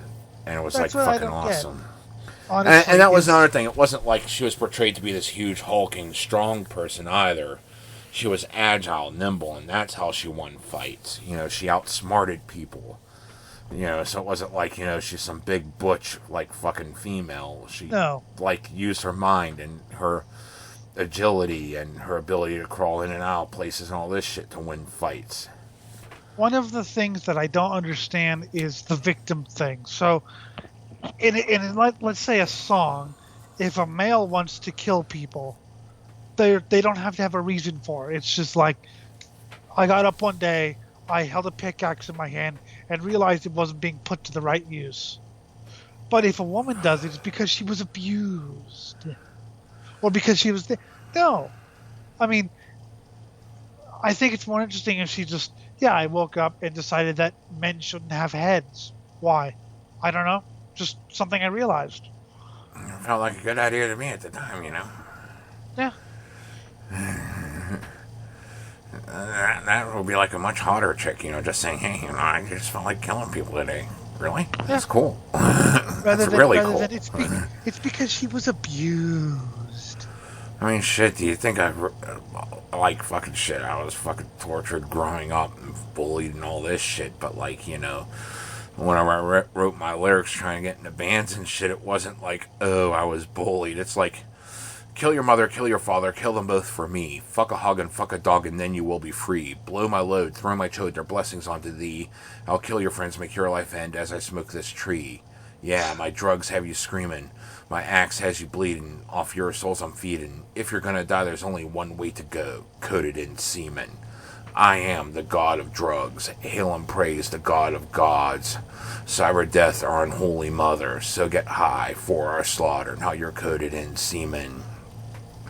I'll take your life, I'll take your wife, I'll even cook your baby. Go screw yourself, then kill yourself in homage unto me. Do some lewds and screw my droogs to come to sodomy. The end is near, just as you feared. I'm the ruin of humanity. Yeah.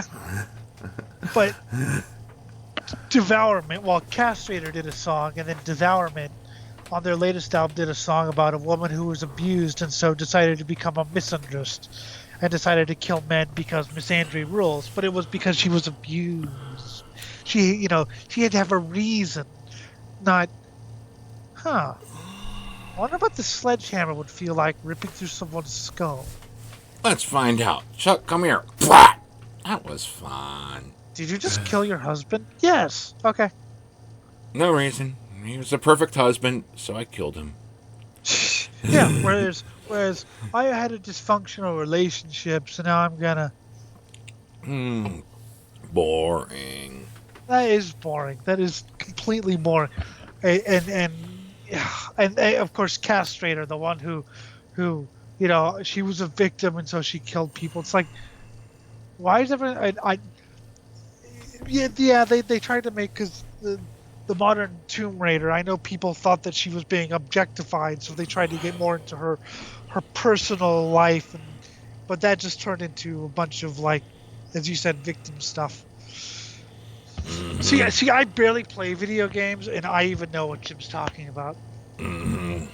There's another thing where Jim showed me something on Friday. Okay. This can't be good. Because Friday's different for me too, so go ahead.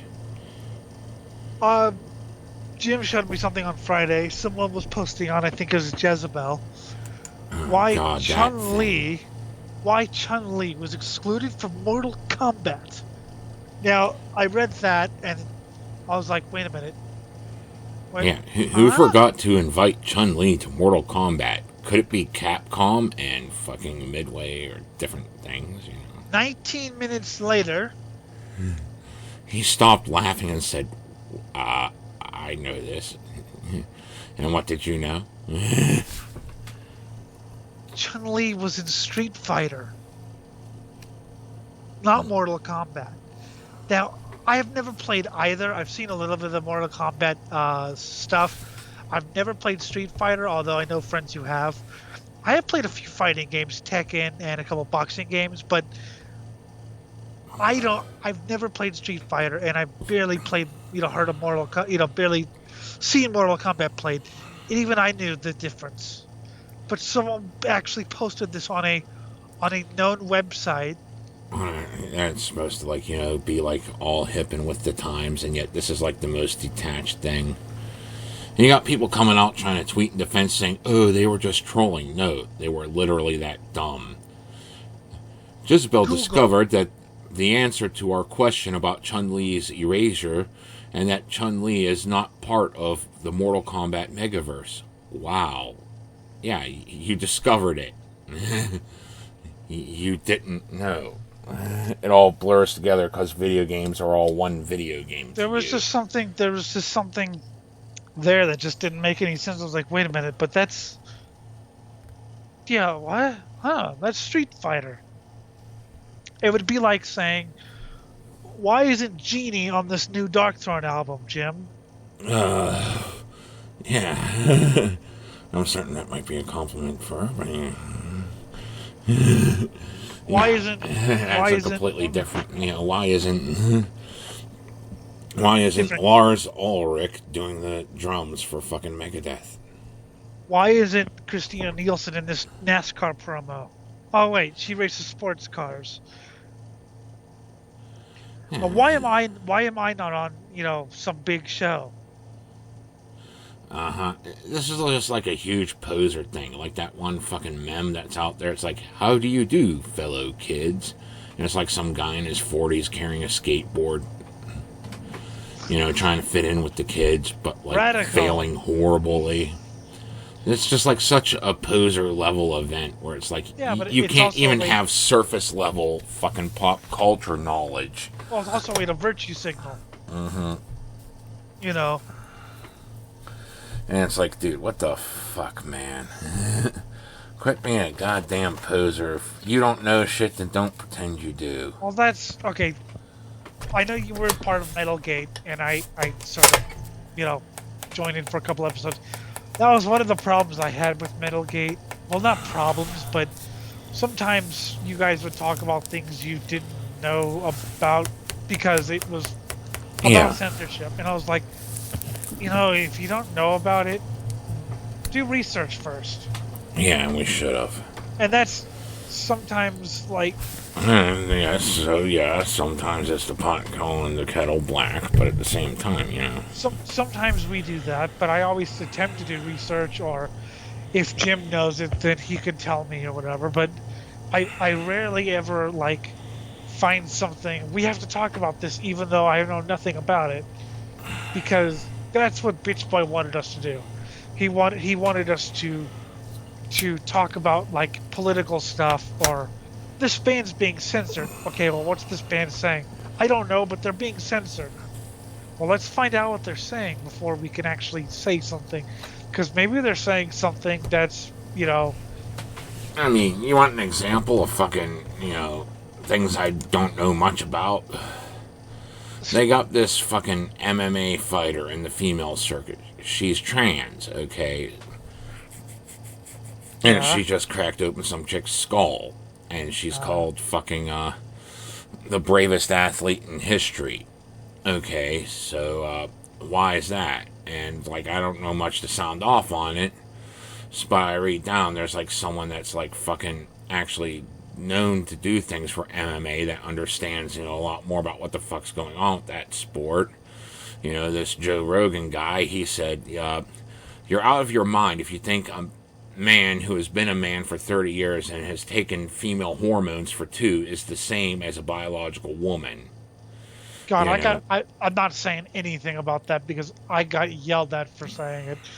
I'll say so this, though. I'll defer to his expertise because he's been there, and it's like, okay, I know women can kick men's ass, but we're talking about the top tier of both, and like, we have someone that was born biologically male, has been male for 30 years, worked out for, a decent portion of those with the male muscle mass, and now is transitioning to female, and still has most of that male muscle mass. And yeah, it does sound kind of like we're sanctioning domestic abuse a little bit, if we're going to do that. I mean, maybe if she had been like, taking hormones for 30 years or, at least 10 or 15 or something, maybe. Yeah. But then again, we still have the thing, like, when does this all start? Because we are talking about different muscle masses. I know a little bit about that, but it's not much, Well, I can comment on one thing: the bravest athlete, and she's brave because openly trans. So that's brave. Maybe 20 years ago, but fuck, we're not back in the fucking 90s. You haven't heard current year. Oh, you haven't heard. Literally, I know. So I was reading something on Twitter about my roommate's trans, and whenever she's late by like 30 minutes, I'm always calling because I'm really afraid that she's going to get killed because they're like the Jews in the Holocaust in America. People actually think this way. Even though we have like fucking Drag Race, which is, yeah, I know, guys dressed up in drag, not even trans, just guys dressing in drag. I know.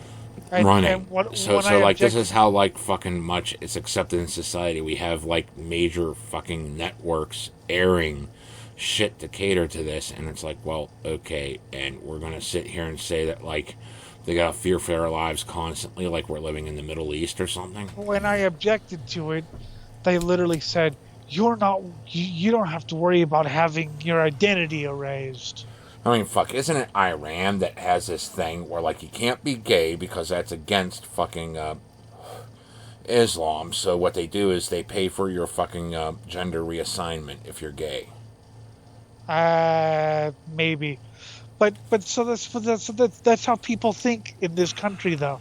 So, yes, people really do think that's happening. Mm-hmm. So, yeah, that's why the bravest athlete...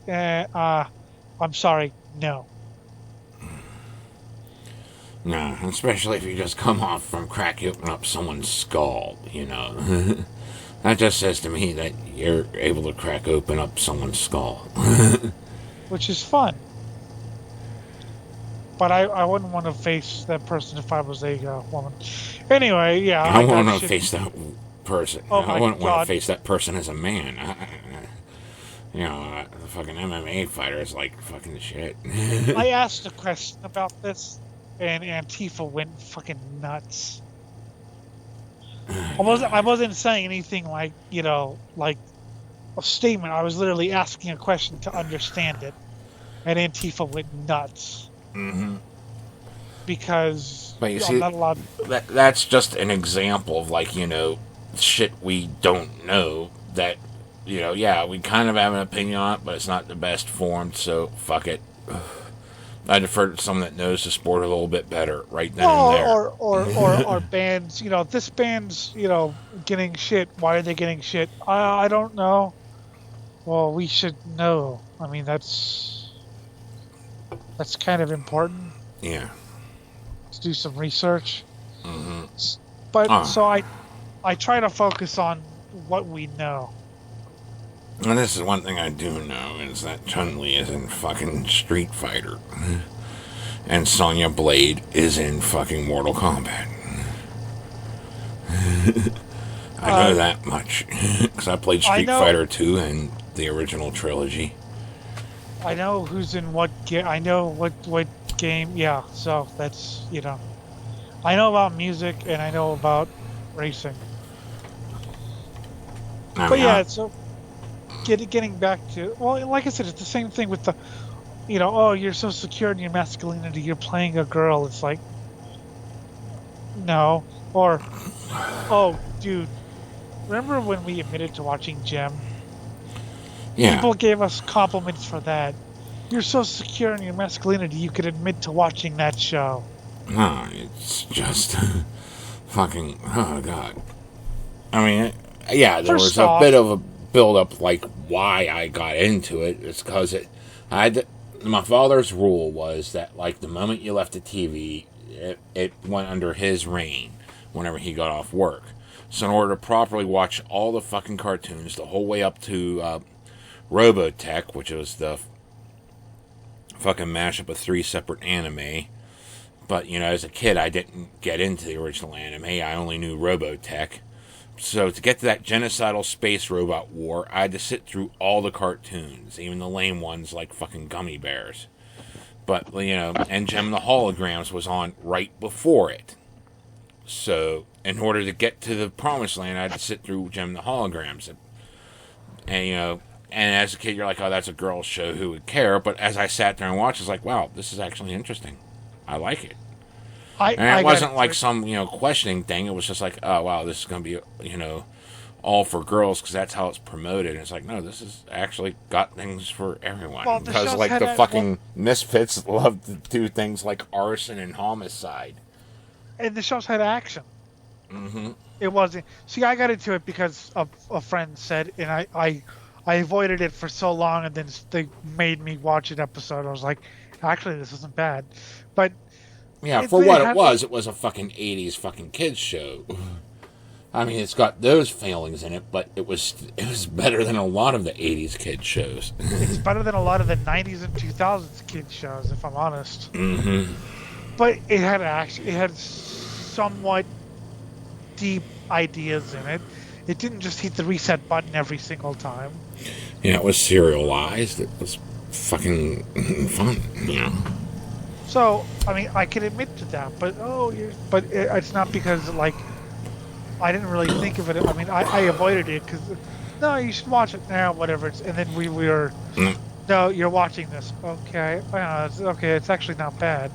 So Okay, there's a thing. Whenever you're growing up, okay, you got to figure out who you are, especially when you hit that teenager years and you're trying to figure out how you transition from kid to adult and where you fit in and all this shit.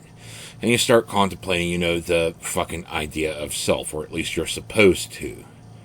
Now, figuring out, who you like to fuck, is a huge component of that. But, like, at the same time, it's not a huge part of what you are. It's just one minor element, who you like to fuck. Do you like fucking guys, girls, both sides? Do you actually find yourself to be a woman or a man growing up? These are big questions, but it's such a small part of who you are because, it doesn't say anything about your character or even your tastes aside from who you like to fuck and what you like to dress as. I never really put any thought into it because it was just a natural thing for me. What I put thought into was, what do I believe? What do I think? What are my core beliefs? Yeah, but, the whole thing is you're trying to figure out who the hell you are when you hit that age. And I see a lot of people coming out of it into their 30s, 40s, even 50s, that the only thing they can define themselves as is like, I'm gay. Okay, well, that doesn't tell me about, like, anything as you as a person. You just, like, you're a guy that likes fucking men. Yeah, who people cares? Put so much into that and about gender and pronouns and stuff these days. And nothing into what you actually believe or who you are as a person. I mean, I never really put much thought into it because it was just like, it was so but for those that it isn't natural, they're going to spend some time, and it's important to figure out, but it's also very minor. Does that say anything about, like, are you going to fucking, help that person out that you hate? You know, you hate that person. You just saw them get shot. Are you going to take the time to fucking try to stop their bleeding? Or are you going to let them rot in the middle of the street? Well, it does now because people base everything on their sexuality. Yes, because, you know, if you're gay, then obviously you're going to help that person you hate. But you shouldn't because, you know, fuck him. Because he's probably a fucking homophobe. But you're I don't such get it. holier than thou if you're gay automatically instead of, See, it's either that or religion. If you're an atheist, then you're going to show that you're helping because I don't need religion to help. Oh, God, really? So it's just. I mean, I know this. It's like, and my favorite's like, you know, and atheists are the smarter ones. You haven't met the idiots atheists then. God. They're just as dumb as the idiot Christians, which I mock. And I'm a Christian, and I mock these idiots. You know who for their usually fucking says, flat earth theory. It's like, you're dumb. See, I'm not an atheist, but I can mock it because I was. Mm-hmm. Oh, God. And you got out of it because of these people. Well, that the people plus a personal reckoning, but, you know, those people were kind of like what pushed you out of it. No, well, I mean, they pushed me out of the community, not the belief. Yeah. I was perfectly willing to still be, you know, but just alone. But you know, usually people who say that they're smarter are the stupid ones. Mm-hmm. It's yeah. So it's this whole and my favorite was when someone killed someone and the person was an atheist and one of the people in the community. I can't fathom that an atheist would do something like this. Mm-hmm. God. Now, that was one of the weirdest things. It was just like humans are human. They do things for fucked up reason. We're capable of the most depraved things. It doesn't matter what you are. You agree with them on one basic thing. You agree with them on one sentence. A singular sentence. But yet, you put everything into it. So now, whenever someone does something, I'm shocked that a fellow atheist, like it's some sort of club, like you're part of the. I'm like the shocked that Skull a and Bones fellow Society. trans girl did this. Oh my God. Yeah, really. Humans are human. Deal with it. Like the Skull and Bones Society, the atheist club. I don't get it. I didn't get it then, and I don't get it now. Except for people who put way too much emphasis on labels. Yeah, I know. It's like, this is not the be-all, end-all of who you are. It is not. It's just something. Hell, even that declaring myself human, that's not the be-all, end-all of who I am. It's... you're subhuman. That's right. I'm subhumanoid filth, and I love it. It's just this whole, like... I don't know. You don't believe in God, but that doesn't tell me anything about your personality. You can be the worst person ever, or you can be the best person ever. Mm-hmm. I mean... But yeah, you know, so figure out, you know, what you are and who you want to fuck, but at the same time, you know, also figure out, you know, what the fuck you're gonna fucking do aside from that. I mean, plenty of serial killers are atheists. I mean, hell, you can't even go as far as saying, do you wish to be a parent? I mean, how does being this thing help you be a better parent?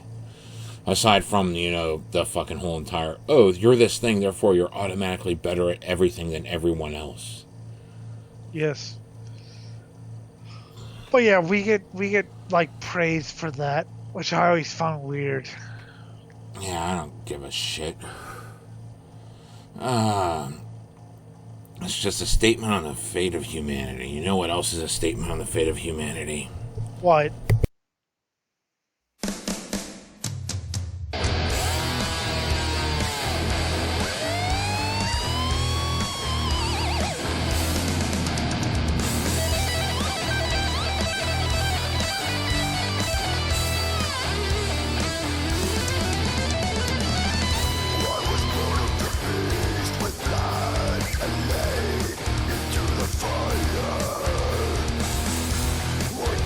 So cool.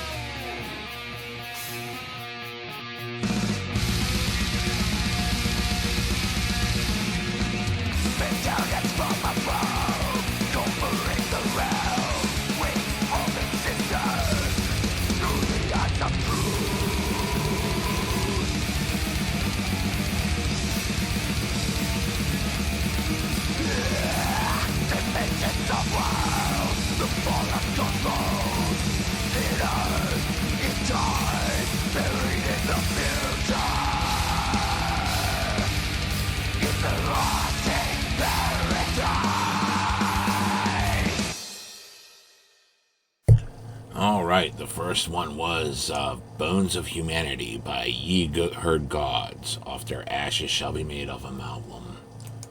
A fantastic album. You should buy it. And the second one was by Angel Blast. The song was Rotting Paradise. Featuring members of Ye Heard Gods. Mm-hmm.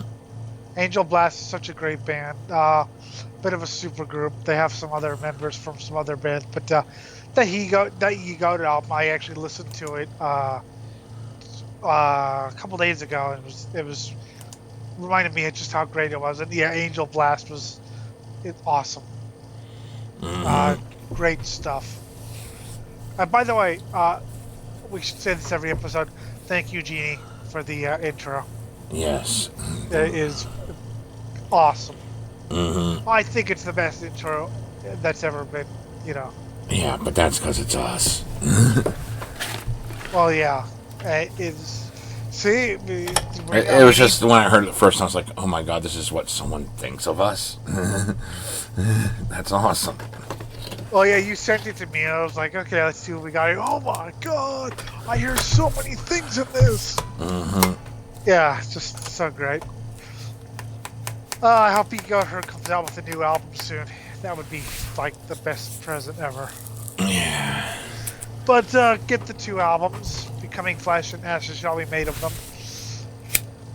Mm-hmm. Both are great. Ashes was my record of 2018.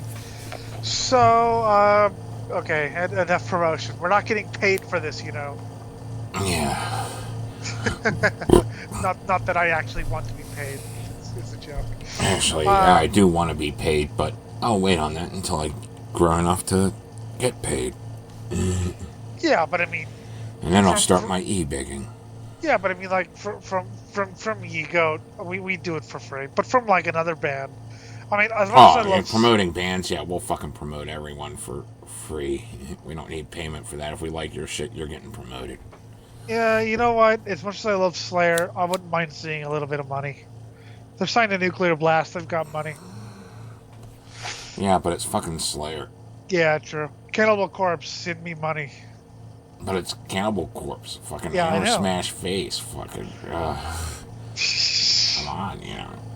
No, I know. In fact, that is one of the things we do not get paid in any band we talk about for promotional. We do it for free because we love the band, and that's another thing. All the interviews we do aren't because we're being paid to do it. It's because we love the people who do it. You know, I'm sitting back here thinking back, you know, how, you know, the quick fucking fire label means so much. And I remember back whenever I was younger, first getting into metal, and I thought, wow, metalheads must all be like this smart and talking about these philosophical things and piercing at the very question of what is reality itself.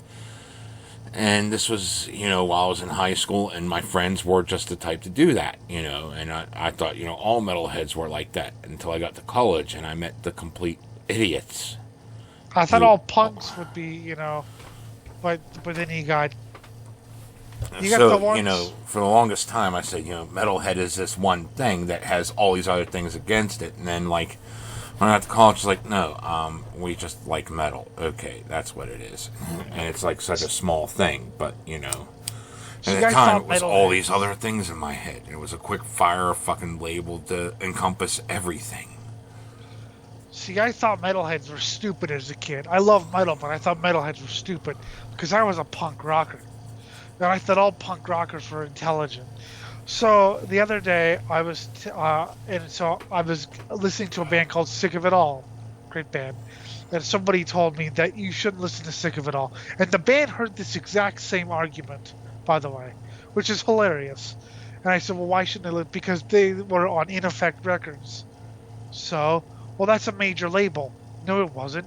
Yes, it was, because In Effect was owned by this label, which was owned by this label, which was owned by Sony, and Sony invests in this and that. So basically, Sick of It All funds nuclear missiles.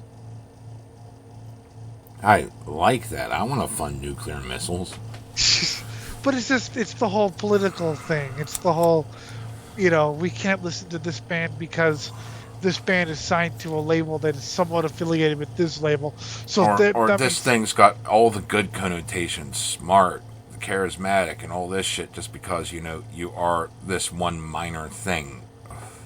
So you know, this just like band metalheads, supports, like always these deep things, not like complete morons that like to fucking smash beer cans against their skulls. No, they're like fucking so much smarter and, you know, like to debate things and get to the root of all. And I used to be like that. I used to be, well, I'm not going to listen to NBC because NBC is owned by General Electric. So NBC helps launch, you know, missiles at children. And now I'm just like, wait, what? Like, you know, there's like mega conglomerates that own a bunch of shit and they keep trying to buy more and more, and sometimes you don't even know who the fucking parent company is because a sub-company of a sub-company of a sub-company is the one that bought you. You're probably more anti-corporate than I am. I just stopped caring after a while. Well, yeah, I'm still pretty anti-corporate, but at the same time, I gotta make money, so I'll work wherever the fuck the paycheck is. I mean, I am, but it's just, I don't know. It's, hey, sometimes it's just, you gotta do what you gotta do. Mm-hmm. But I'm not gonna, like, you know, Jim helps kill bunny rabbits because he works wherever he works.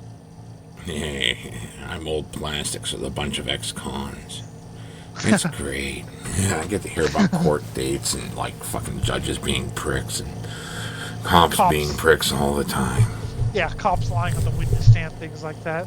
Mm-hmm. Whereas you're just like, I avoided prison.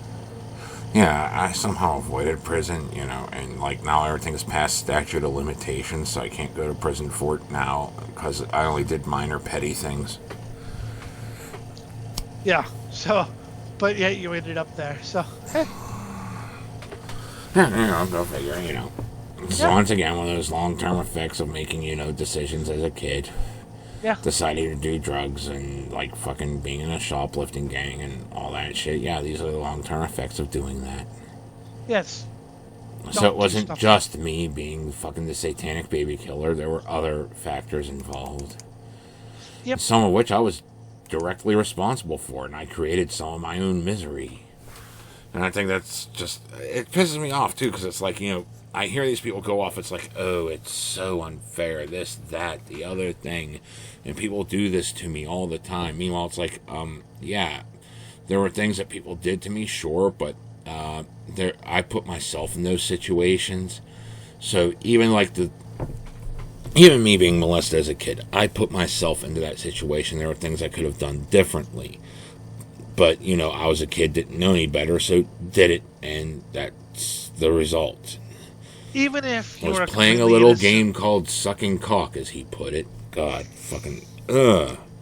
Even if you were completely innocent and you were given a raw deal, it's not about the deal, it's about how you get up from the deal. Uh-huh. Okay? So books.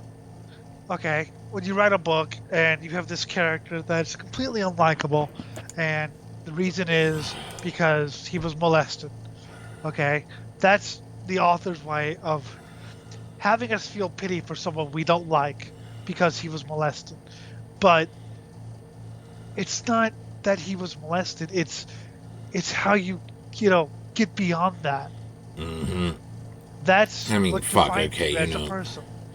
I sit here and I fucking have been involved in, like, age play sessions where, like, the girl, like I said, pretends to be, like, a 9-year-old getting, molested by her daddy, which was disturbing. Me, and, that's fine and dandy, that's kink, that's fun, but I'm also totally against fucking kids, mostly because I understand 100% firsthand how much that fucks up a kid's head well into adulthood because of these things. I mean, there's some minor side effects I still feel that I don't really put any effort in. Like, it takes me forever to get off if someone's giving me oral. That's a long-lasting side effect of that. But, it's something I put no stock in. It's not like I'm crying about it to this day. But at the same time, it fucked me up into adulthood even, to just the whole entire experience. So I don't want fucking kids going through that shit. No. But again, it's how you get up from it. That's what counts. If you just let yourself be eaten up by it, well, yeah, I'm an ass, but because I got molested, or because I got came from a broken home. That's not an excuse to me. I mean, fucking shit. My dad got a filth. I got beat anytime he got woken up. I mean, and there were times where, like, I fucking in first grade, fucking the school called home to tell them that they wanted to put me in gifted class, and they told them I cheated on the test. And when I got home, I got the beating of my life at fucking 6-7 years old. It's like, okay. And you didn't know why. But I didn't know why. And I found out years later, to talk to that teacher again as a teenager. It's like, oh, well, I tried calling home, but your father said you must have cheated on the test. He didn't want to put you in a gifted class. Like, oh, so that's why I got beat that day, first day of school, And she looked at me like, oh my God, what the fuck? I didn't know. And it's like, to me it was fact of life. And, I've worked past that, Yeah, but that still must suck as a kid. You're just coming home, la la la la la. Why am I being beaten? But at the same time, it's like, that happened and it sucks, but you don't like, that's why I can't trust anyone anymore, or whatever. Or, I mean, I had all my life to be an ass because I'm blind. But I never liked people who, like, I'm going to use that as an excuse. Mm-hmm. Yeah, No. being molested as a kid, that's not an excuse for me to fucking go out and fucking be part of a shoplifting gang like I was. That was an obvious choice I made, Even though we didn't classify it as a gang, it was just us hanging out, and this is how we hung out. Yeah, we were so smooth that what the hell we did, it was a gang. We were too well coordinated to not be. We just didn't see it. Even though we were dreaming of being part of a gang, we technically were. Yes, and you turned them all into a Walmart. Good job. Yep, the mall is a Walmart now. God. Yep. And that's another point of my fucking self-sanctimonious shit. But it's not like I sit here and beat myself up over these mistakes constantly. I change what happened. I don't shoplift anymore. I actually, tend to be a lot more polite and shit to people that I don't know, or especially the fucking, customer service reps. I don't fucking go and yell at them whenever things go wrong. I mean, hell, even the thing that just happened with the bank, the bank said that they'd have my fucking bank account open so I could get the direct deposit, but then they ended up closing it because the month of unemployment caused it to go in the red so much. My home office didn't close it, was the head office that did. So they closed it like a day before the direct deposit hit. Then the direct deposit hit. Then it got bounced around a bunch and it went to fucking collections and all this shit. And it's like, okay, so how am I getting my money? Now tell me, I got my first paycheck. I need the money. When do I get the fucking leftovers from what my account bounced? Because I know it was more than that. And, this is something that pissed me off. It enraged me. But I may have been a little bit distraught with them, but I didn't fucking raise my voice. I didn't threaten them. I was polite to them. Oh, yeah, no, me being polite to them was kind of what got them on the phone, trying to figure out what the hell happened to my money even quicker. They didn't have to sit there and try to diffuse me. That they actually got to their job faster to figure out what the hell happened to my money. And now I know what happened to my money. And I know I'm getting, something. Even if it's a letter saying, oh, this went back to back balance plus other things. It's like, okay. I'll at least know what the fuck happened to my first paycheck then. The internet, post, calls of people shouting at customer service people. I'm sure we've all heard those. But, this is part of me, like, realizing, what the fuck I did as a kid was wrong, so let's change that, and yes. I did. I don't, so it's more than just me not stealing anymore. There's other things I changed about my behavior. I was never really that much of a snob when dealing with, waitresses and fucking, cashiers and shit. But I really kicked into overdrive whenever I actually started to feel guilty about my shoplifting years. Yeah. I just changed how I acted. And, Whereas I know people who are still very snobbish when it comes to people like that. Mm-hmm. It's like my way or the highway and get the fuck out of here and blah, blah, blah. I'm going to scream at you if things are 5 seconds late. Yeah, or... Okay, I get it. Being held on the phone sucks or whatever, but most of these customer service people they have no idea who you are. Yeah, your fucking name and number is drawn at random, and half the time they only barely know what the fuck their company does. Yes. So that's... I can see both sides to it. I can see the customer side, and because I know people who've worked in retail, I can see the retail side. So I can kind of like, I remember one time a friend of mine was complaining, and I said that he was wrong. He was the retail guy, and I said, no, in this instant, you were wrong. He's like, what do you mean? And I explained to him why I thought. He was like, oh, maybe I should apologize. Whereas other times, yeah, the customer's not always right. Yeah. So it varies. It varies depending on the circumstances. I mean, here, yeah, I was clearly not in the wrong. They were, but at the same time, why would I want to attack them for this whenever all that's going to do is cause them to spend more time calling me down, or they might even decide to call security if I get totally irate, and that gets nothing accomplished. Nope, except you look like an ass. Mm-hmm. So... like I said, this is directly affecting me because, yeah, like I said, I'm so far in the hole that my bank account is in the red, and it's been solidly in the red for a month. And it's like, fucking shit, I gotta get out of this, and I gotta get my bank account back so I can pay my bills so my car is not taken, my computer is not taken, get back to fucking paying my bills and shit, and, There's another side to this show that I don't think a lot of people understand. I don't want to say it's therapeutic because I know that word's been overused, but it kind of is in a way. See, I was debating early on, do I want to go personal with it or do I just want to be like a political, faceless show where nobody knows anything about us? You know, because you've seen, like, I'm sure you're familiar with the comedian Bill Hicks. Mm-hmm. He could be funny, but you didn't know anything about him because he never talked about himself. It was always issues. It was always about, you know, marijuana debate, but it was never about himself. He was never in any of his jokes, so I don't know anything about him. Whereas Carlin and Stanhope, they talk about themselves. So I wanted, and we've done shows where you've gone off mic and go, "Wow, I needed that." Mm-hmm. The show can be a bit therapeutic, so.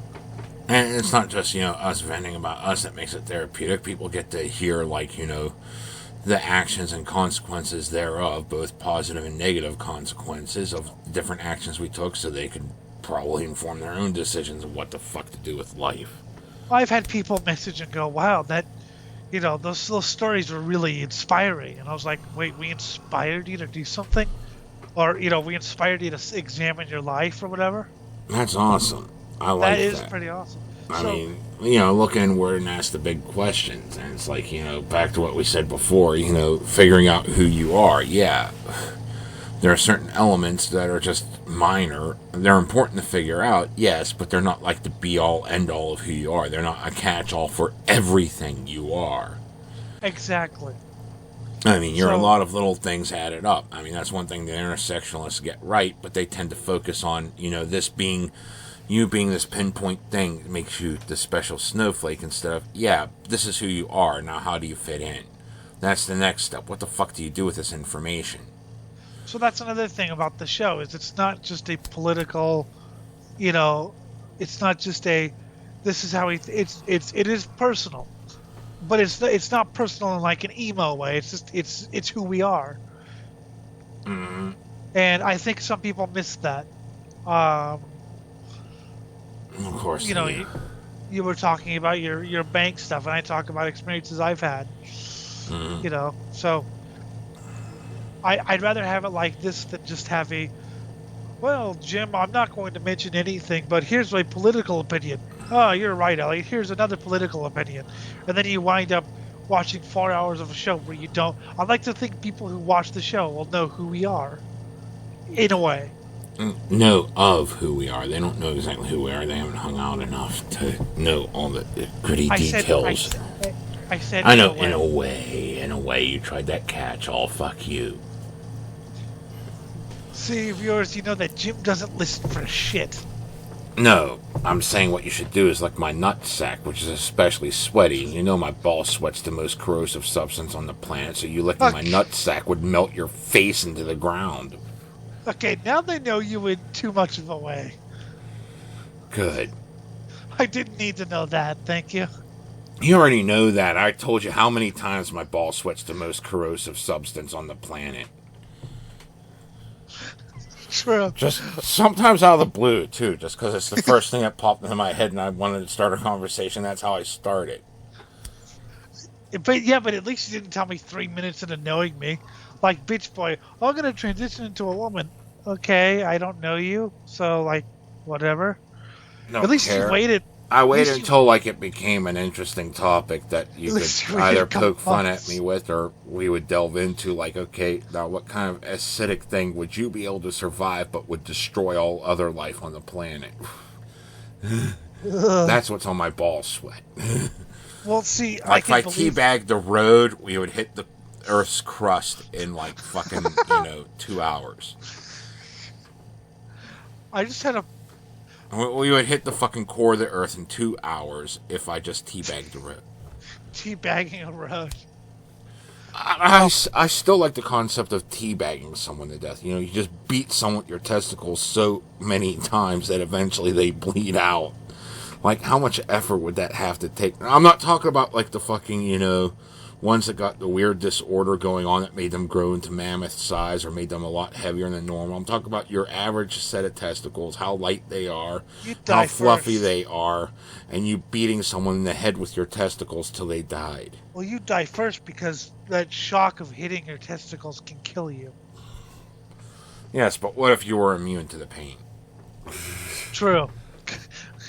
Well, you have to tie them down because that's going to take a while.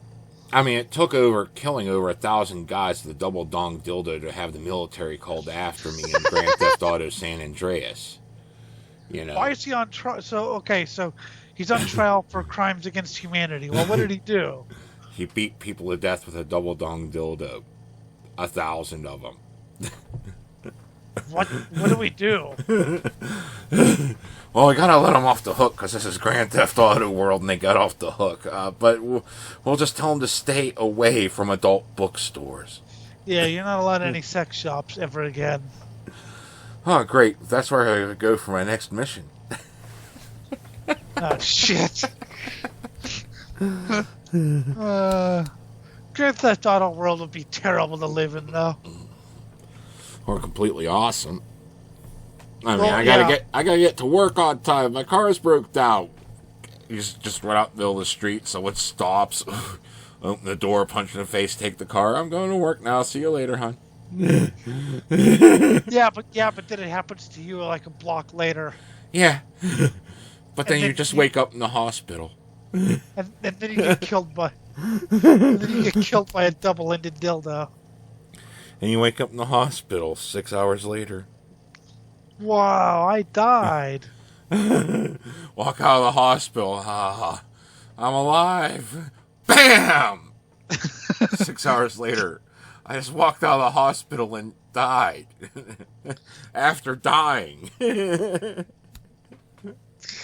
know what? Fuck this. I'm gonna get out of the hospital, not question my fate, just steal this fucking ambulance and drive home. And then a clown comes out of nowhere. And carjacks you out of your fucking ambulance that you just stole and runs you over with it. Clowns are vicious, man. It's a great day in the neighborhood. It is a great series. I love it. I mean, I told you, I used to play 3. By play, I mean, I wouldn't do any of the missions, just sort of, go around and just fire off the weapons and steal cars and blow them up and... Drive yourself into the water. Oh, yeah. Drowning. It's like, you're dead now. It was the most boring death. You just drove into the water. Well, here's what I'm going to do. I'm going to jump out of this car. I'm going to throw 2 grenades. I'm going to hop in and drive away as ASAP. You know, it either looks like a really cool scene from an action movie, or you're dead. Yeah. Yeah. Because remember, Blindy can't see, so, he doesn't know if he's driving down the road or into a brick wall or what the fuck's going on. Oh, no, he hears the sounds, but he doesn't know until then. He doesn't see it coming. Oh. It's like, oh yeah, this is a wall. Maybe I should turn. You're turning towards the grenades. Well, I like leaping out of cars when they were on fire. That was fun. Oh yeah, you just hear the fire start up, then hit the jump out button. Then people scream as it goes into the crowd and blows up in front of them. My favorite was stealing. Then you go up and carjack yourself a fucking taxi. I don't deserve this. Yeah, I know, but yes, I'm taking a taxi. Yes, you do. Okay. I mean, how many times I heard NPCs say, "My mother's my sister." Oh, they yes, do deserve it. That, yeah. It's not even like, brought up in a hushed conversation. It's like something that they're screaming at the top of their lungs because they're so proud about their mother being their sister. Yes. Yes. Yes. Words fail me. I mean, when we play video games, when we don't, when we're just playing it for fun, as opposed to like like The Sims. I had so much fun playing The Sims with you because it was just so stupid. Our characters were idiotic. We have to do that again someday. Oh God, I gotta get it reinstalled because whenever I had to fix my computer, things got uninstalled. But God, that was good. Well, we stopped doing it because we couldn't find volume, but now with Skype, it's much better. Yeah. But yeah, we have to do that again. I'm gonna eat 3-day-old pie and it's ready for a hot dog eating contest. Yeah.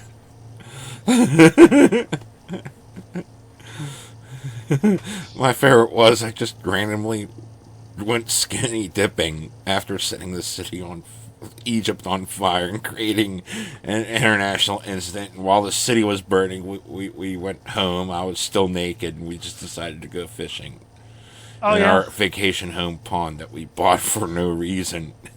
And like fucking, the city's still on fire. People are freaking out. We're just like, I caught a big one this time. And then I grabbed a microphone and yelled about being fat. Yes. Just imagine someone in the street corner. Yeah, his fat ass yelling about being fat. Being fat sucks. It sucks. Being fat sucks. I hate being fat. Oh God. And like people crowding around, like, ooh, this is an interesting thing. Wait, what? Yes. My favorite is whenever you bitch about death and then death comes and kills you, then resurrects you saying, don't say mean things about me. For those of you who don't know, who this is your first episode of Swine Brothers, we are not on the small side. There's some tonnage involved here. Yes. Nothing can beat the blob. I devour planets. Yeah, the show is not. I think we've had skinny people on the show before. Yes, we have. But the main hosts are not. No. We're eating good. Mm-hmm. And we're poor. That's got to say something about, the way things are, here in America. Because, like, American portions are usually huge. But now they're trying to push that we should start eating, like, small portions and bugs and shit. It's like, why? Are you expecting, like, fucking complete economic collapse now? No, but people are boring. I like big portions. Yeah. I'm a big fat ass. If we ever get in that point, I'm just going to start eating people. Eat the people. People everywhere are simply wonderful. Yeah, fuck eating bugs. I'll just skip straight to eating the people that want me to eat bugs. That's what I'll do. Anyone that tells me I should eat bugs, I'll eat them instead. You know why, Jim? Because we found that after 2 years, our group had 21% fewer calories from eating people. Mm-hmm. If you don't know where that's from, you're not a Cannibal Corpse fan. Actually, I have no idea where that's from. I think they made it up themselves because I've been looking for that sample for years. Yeah, the friends. But yeah, no, we're fat. Mm-hmm. Yeah. But and yeah, we can get. That's why I don't get about like, oh, I can't get a girl. I'm like, look, I can get girls. I can. Okay. I have horrible dental hygiene. That was kicked into overdrive because I went homeless. Yeah. So, like, I have teeth missing. A couple were rotted out, and you could still feel the nubs of the ones that had to be, like, chewed out while I was on. I mean, that was a point where it's like, okay, I can't afford fucking health insurance, and I'm essentially squatting in someone's apartment, even though he's paying for it. We didn't have electricity or anything, so it felt more like squatting. Yeah. And, like, I needed to get rid of this toothache, so I just drank a lot of whiskey and chewed my teeth down to the point where they stopped hurting. That was my dental cares. And mine aren't that bad. I still have a couple teeth like that. I got teeth missing. Some are yellowed from years of smoking. And, so that's just my teeth. And mine aren't that bad. Mine just have holes. That's my literal face there that you're going to be seeing here. This is going to be my fucking literal face. Uh-oh. And, like, I still get chicks. Chicks still want to bang me. And I'm after 40, and I don't get it up on command, and there's still chicks that want me. So it's like, I don't see why people sit there. I mean, okay. When I was a kid, I cried, chicks don't want me. There was this one time, okay, where, like, you know, Jeff was telling me, rest his soul, one of my dead friends, he went out and we were going out, and he was like saying, yeah, and you could go, you know, flirt with my cousin, and she's going to be into you because, like, you like this, that, and the other thing, and she does too, and blah, blah, blah, and I'm going to go flirt with her friend. And, like, what ended up happening was both his cousin and her friend were flirting with Jeff, and I was going through what was essentially a 3-month dry spell. Literally, I wasn't dating anyone for 3 months, you know. This is before I was sexually active, and somewhere in my fucking warped teenage mind, he's getting all the chicks and I get none, even though it's a 3-month dry spell. 3 months earlier, I had a chick, and the worst part was, you know, just 2 weeks after this incident, I'd get another girlfriend. Wow, you know. Yeah. But anyways, I'm all upset about this, so I go and I grab him by the throat and lift him up off the ground. You know, and he whips out his fucking butterfly knife, flicks it around real quick, and starts gashing my wrist. I drop him because, you know, it hurt and I'm bleeding, and, like, I walk out the door, start walking down the highway, and then, like, you know, just a few minutes later, you know, he got in the car with his cousin and her friend, and they came pick me up, and we were sitting there joking like nothing happened. But at the same time, you have to sit here and think, yeah, okay, I can understand you're crying, you're not getting anything, but no dates, no fucking nookie, no nothing, you know. But at the same time, you don't need to, because you just got to take the chances and do things, because, you know. And sometimes you go years without. Oh, well, you know, you just keep trying if you really want it. No, the thing is, sometimes you'll take chances and the chances won't work out. You will fail and it will suck because failing sucks. But then you just do it again and again, and then it, you know, you get depressed, and so you drink yourself to death, wake up in the hospital with no liver. Mm-hmm. Oh, sorry, that got dark. No, okay. So you do it. Eventually, you find someone who can put up with you. I mean, if you're just looking for sex, you go out to a bar and ask every chick around, hey, you want to fuck? You'll get slapped a few times, you'll be turned down a lot, but there'll be that one girl who'll be like, sure. Do you fuck on first dates? I mean, back in my party years, there was this one girl that I remember distinctly her saying, I'm going to go out, fuck a guy, and leave him in the middle of a field. That was her whole point of going out to the bar that evening, was to find some guy, fuck him for a rough one-night stand, and just leave him there with his mind blown that he had sex. Huh. And she was talk about finding, like, the sickliest, ugliest guy to do it to. Because, you know, she just felt like she wanted to be degraded, but she didn't want a relationship. She just wanted fucked raw hard by, like, some ugly dude. I mean, I'm not into that sort of thing, but yeah, it makes sense. But you can do it. It's funny. I mean, well, the other thing is, wow, you're really confident. I'm like, well, not I guess. Really. I wasn't confident, and I still took the chances. No, but I mean, because you're blind and you get, you know, have girlfriends. Like, what is? In fact, okay, I was so not confident that me and my friends would often have these competitions to see how many times we could get turned down using the worst pickup lines ever. Because they're like, fuck it, if I'm going to get turned down anyway, might as well make it good. And I actually got dates out of using the worst pickup lines ever. Yeah, but we're talking about things like lame, like, you know, I am descendant from an amoeba, which evolved into a toad, which evolved into an ape, and now I evolved into me here, talking to you now, asking for your number. Tell me that's not, like, pathetic and stupid, and, like, why would anyone... And I got a number. But what I mean... Another one is, you know, hi, I'm a complete fucking asshole jerk off. I'll treat you like shit, but I'm going to ask for your number anyway. And I got a fucking date out of that. That's me as teenager and shit.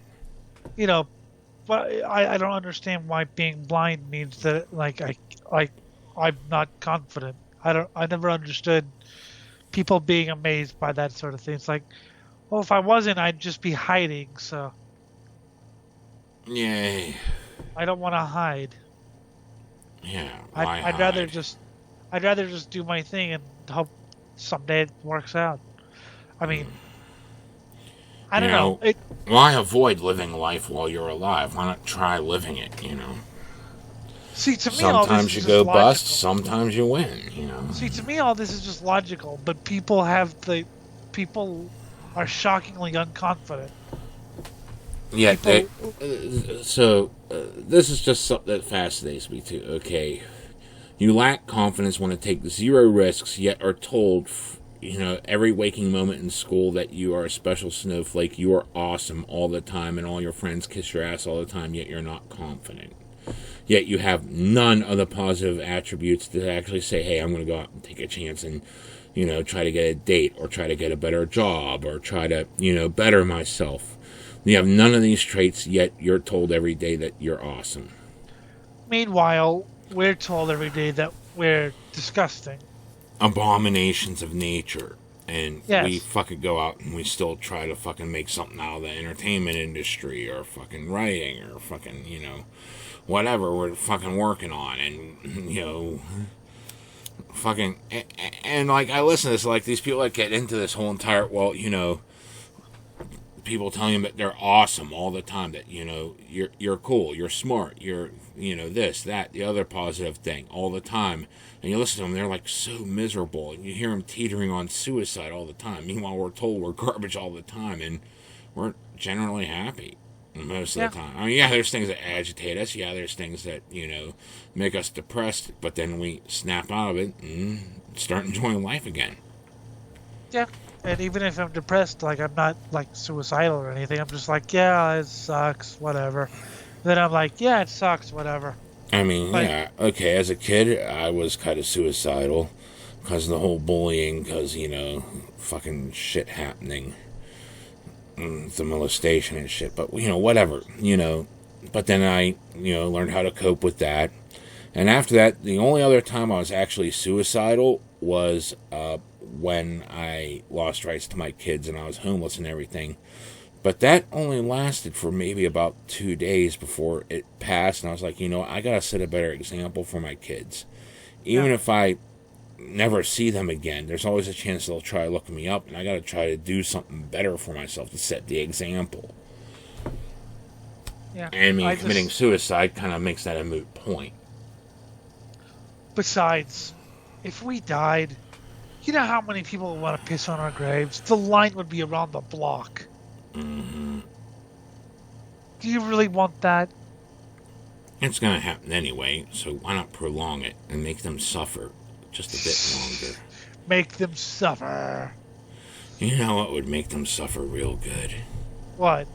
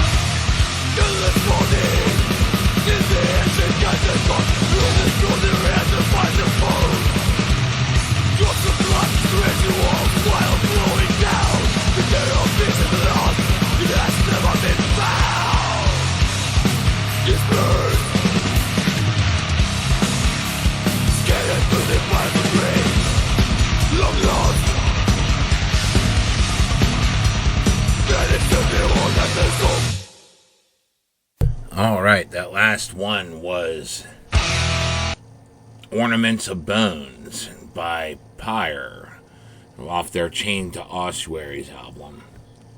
And the first one was The Misery, Vicious Stabbing off of Hive of Mutilation. Ah, that is Hive of Mutation, sorry. It's such a great album. Blah. Old school death metal at its greatest. Mm-hmm. Love The Misery. Yes. So, yeah. That's good metal. Mm-hmm. That's some good shit, definitely. That's there. good shit right there. But yeah, it's just people lack confidence, I guess. Either that or they're too terrified of everything and have to hide under a rock all the time because they're taught to fear first instead of, face your fear. You should always face your fear. Mm-hmm. Unless your fear is like, being attacked by a wild animal. Yeah, maybe you want to lay off that, but... Yeah, or that reminds me of, fucking I think it was like one of the Proverbs or something in the Bible that was like, I'm going to sit here and just be lazy today because if I go outside, there might be a lion out in the middle of town. Which, you might be laughing at the concept of a lion being in the middle of town until you realize that was a real problem back then, because they were kind of like, didn't have the wildlife pushed as far back as we do now. So, lions would randomly show up. If you want to put this into a modern context, I'm going to be lazy because there might be a shooting in the middle of town. Mm-hmm. Or, there might be a car chase. Or, someone might, blow up the fucking building. I hate it when they blow up the building when I'm trying to have fun. Yeah, I know, really. I'm just sitting there having fun, and then, boom, there's body parts everywhere, and I think I'm missing half my organs now. Oh, God, what's happening? I just hate it when that happens, I'm still stuck at you attempting to masturbate with a steel saw. Okay. From very early in the episode. I thought I said, masturbate with an electrical socket, but you got steel saw out of it. But that seemed... That would hurt, too. Yes. Jim, you're missing most of your your cock and balls are off and your intestines are... What did you do? Well, that just takes a lot to get off anymore, It's like one of those things. Yeah, exactly. Because we don't have any taboo. Because people think that taboo is not what people want. People want to be open. And if you're open about everything, you just start turning into us. Do you really want to be us? You don't. That's why we're us. So you could vicariously experience us. Through the eyes of the damned. Yeah, damned. Yeah. I think every sort of society needs people to do things that the other people can only dream of. That way, it's a vicarious thing. Mm-hmm. That way you get to do all the living through them and not have suffered none of the fucking consequences. Because it's called a daydream. Yeah. So hopefully you're doing that through us. Or not. Mm-hmm. But, just fucking stand your ground, let yourself get knocked down every now and then, and pick yourself up. That's what it takes. Take a chance. Yeah, sometimes you lose, and you lose big. I lost big several times, but you know what? I still go out and take the chances at things, and I've won a little bit here and there. I'm not like some multi-billionaire yet, so fuck it. See, I always had this image of him in, this basement with skulls on the wall. Yes, I would very much like that. That sounds like a place I would be. I'm a basement with skulls and fire and fucking, I'm sitting on a throne made out of, the bones of my enemies and a few stabbing implements. I always wonder what Jim pictures my studio as being. You see, I just picture it, just sitting there in the middle of raw sewage, and you're living in a trailer in the middle of a fucking sewer with raw sewage flowing through it. Oh, it's not that bad. I thought that was kind of cool, It's kind of the Teenage Mutant Ninja Turtles, except more realistic because there's raw sewage now. Teenage Mutant Ninja Turtles, except for everyone's dying of radiation. Yes. I was saying, because I don't show my face because I don't have a screen, that Jim has no idea. For all he knows, I could be super rich in a mansion, and he's like, yeah, you were just talking about your favorite flavors of ramen. Yeah. I mean, ramen kicks ass, too, Ramen kicks ass. It's like one of those foods that, whenever you're forced to eat it for, weeks on end, you kind of get sick of it. But then, if you haven't had it for, a year, it's like, God, I'm in the mood for some ramen, man. You know what I had? I had Chinese ramen the other day. Really spicy. Good. Oh, that's good. Yeah, it's one of those ones where, as you said, if you're forced to eat it, you're just like, okay, I never want to see this again. And then, a couple months, maybe a year or two later, you're just like, oh, that's good.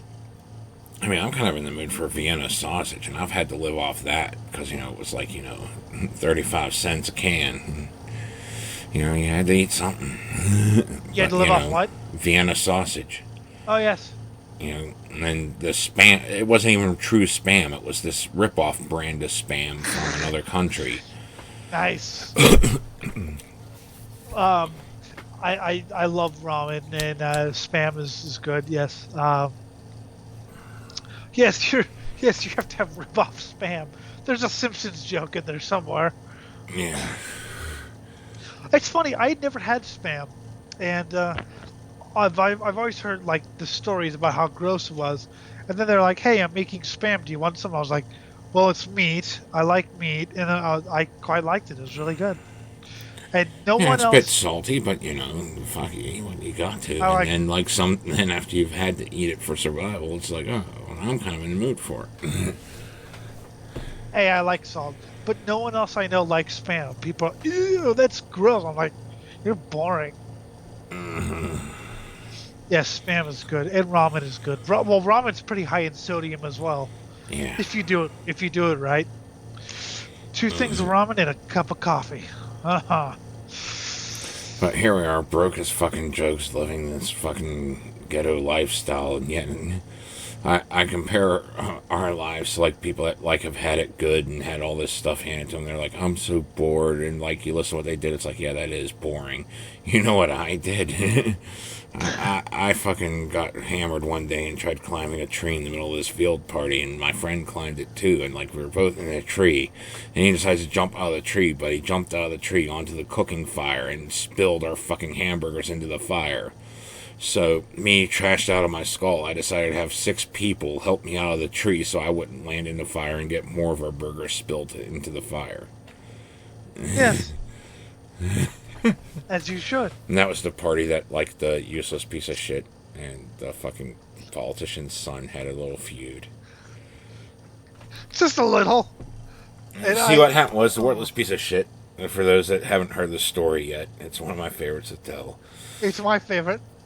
What happened was, he was there, and he said he has balls pierced, and his nutsack was pierced, and like, yeah, whatever, okay, we're blowing it off because, like, you know, we believed him, but for some reason he saw us blowing us off as, like, us not believing him, so he decided to prove it by taking off the chain to his chain wallet, attaching one end to the piercing, the other end to a chair, then hanging from a tree to have a chair dangling there.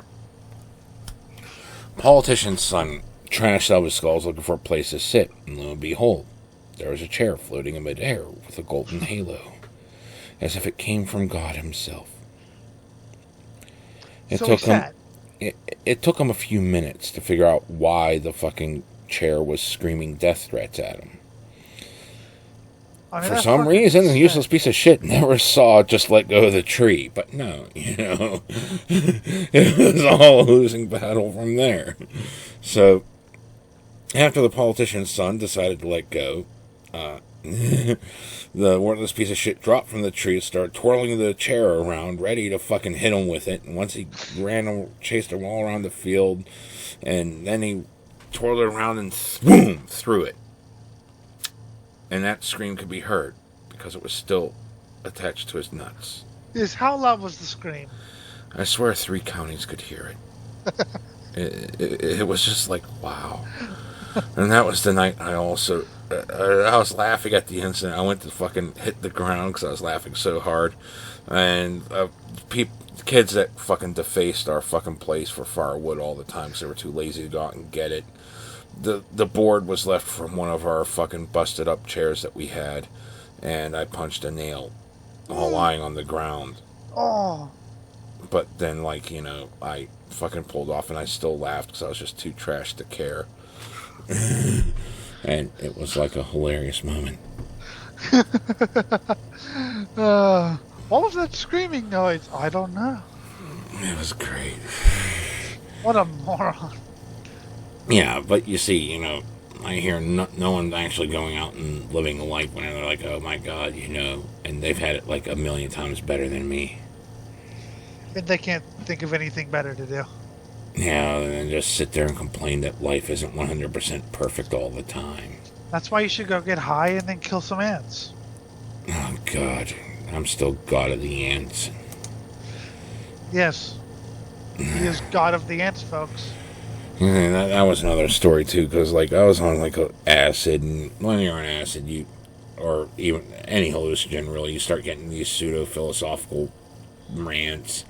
And I went off on this thing where it was something along the lines of our perspective of God is always something bigger than us. So there was a line of ants at my feet, and I stepped on them, and they all scurried off. And I said, "They're currently in their fearful phase. Soon they will come to worship me."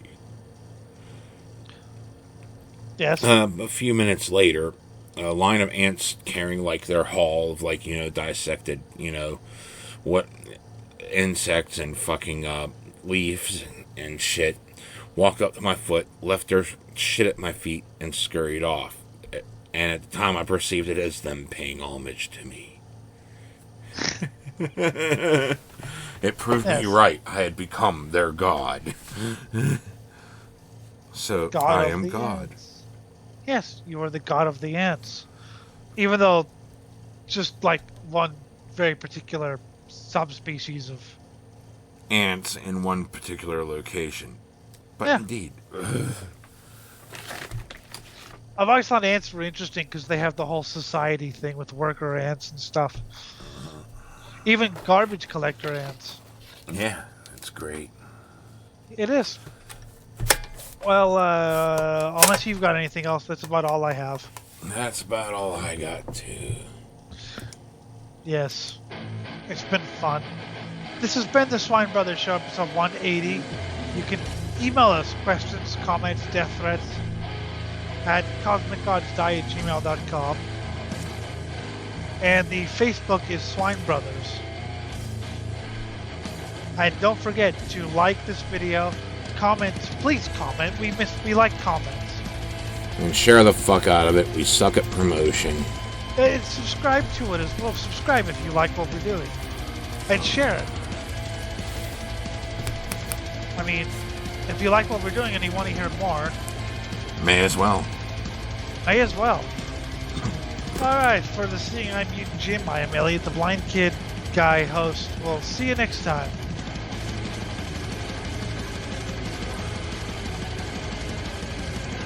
I hate it when I scratch my ass and I could feel the shit parting from my ass.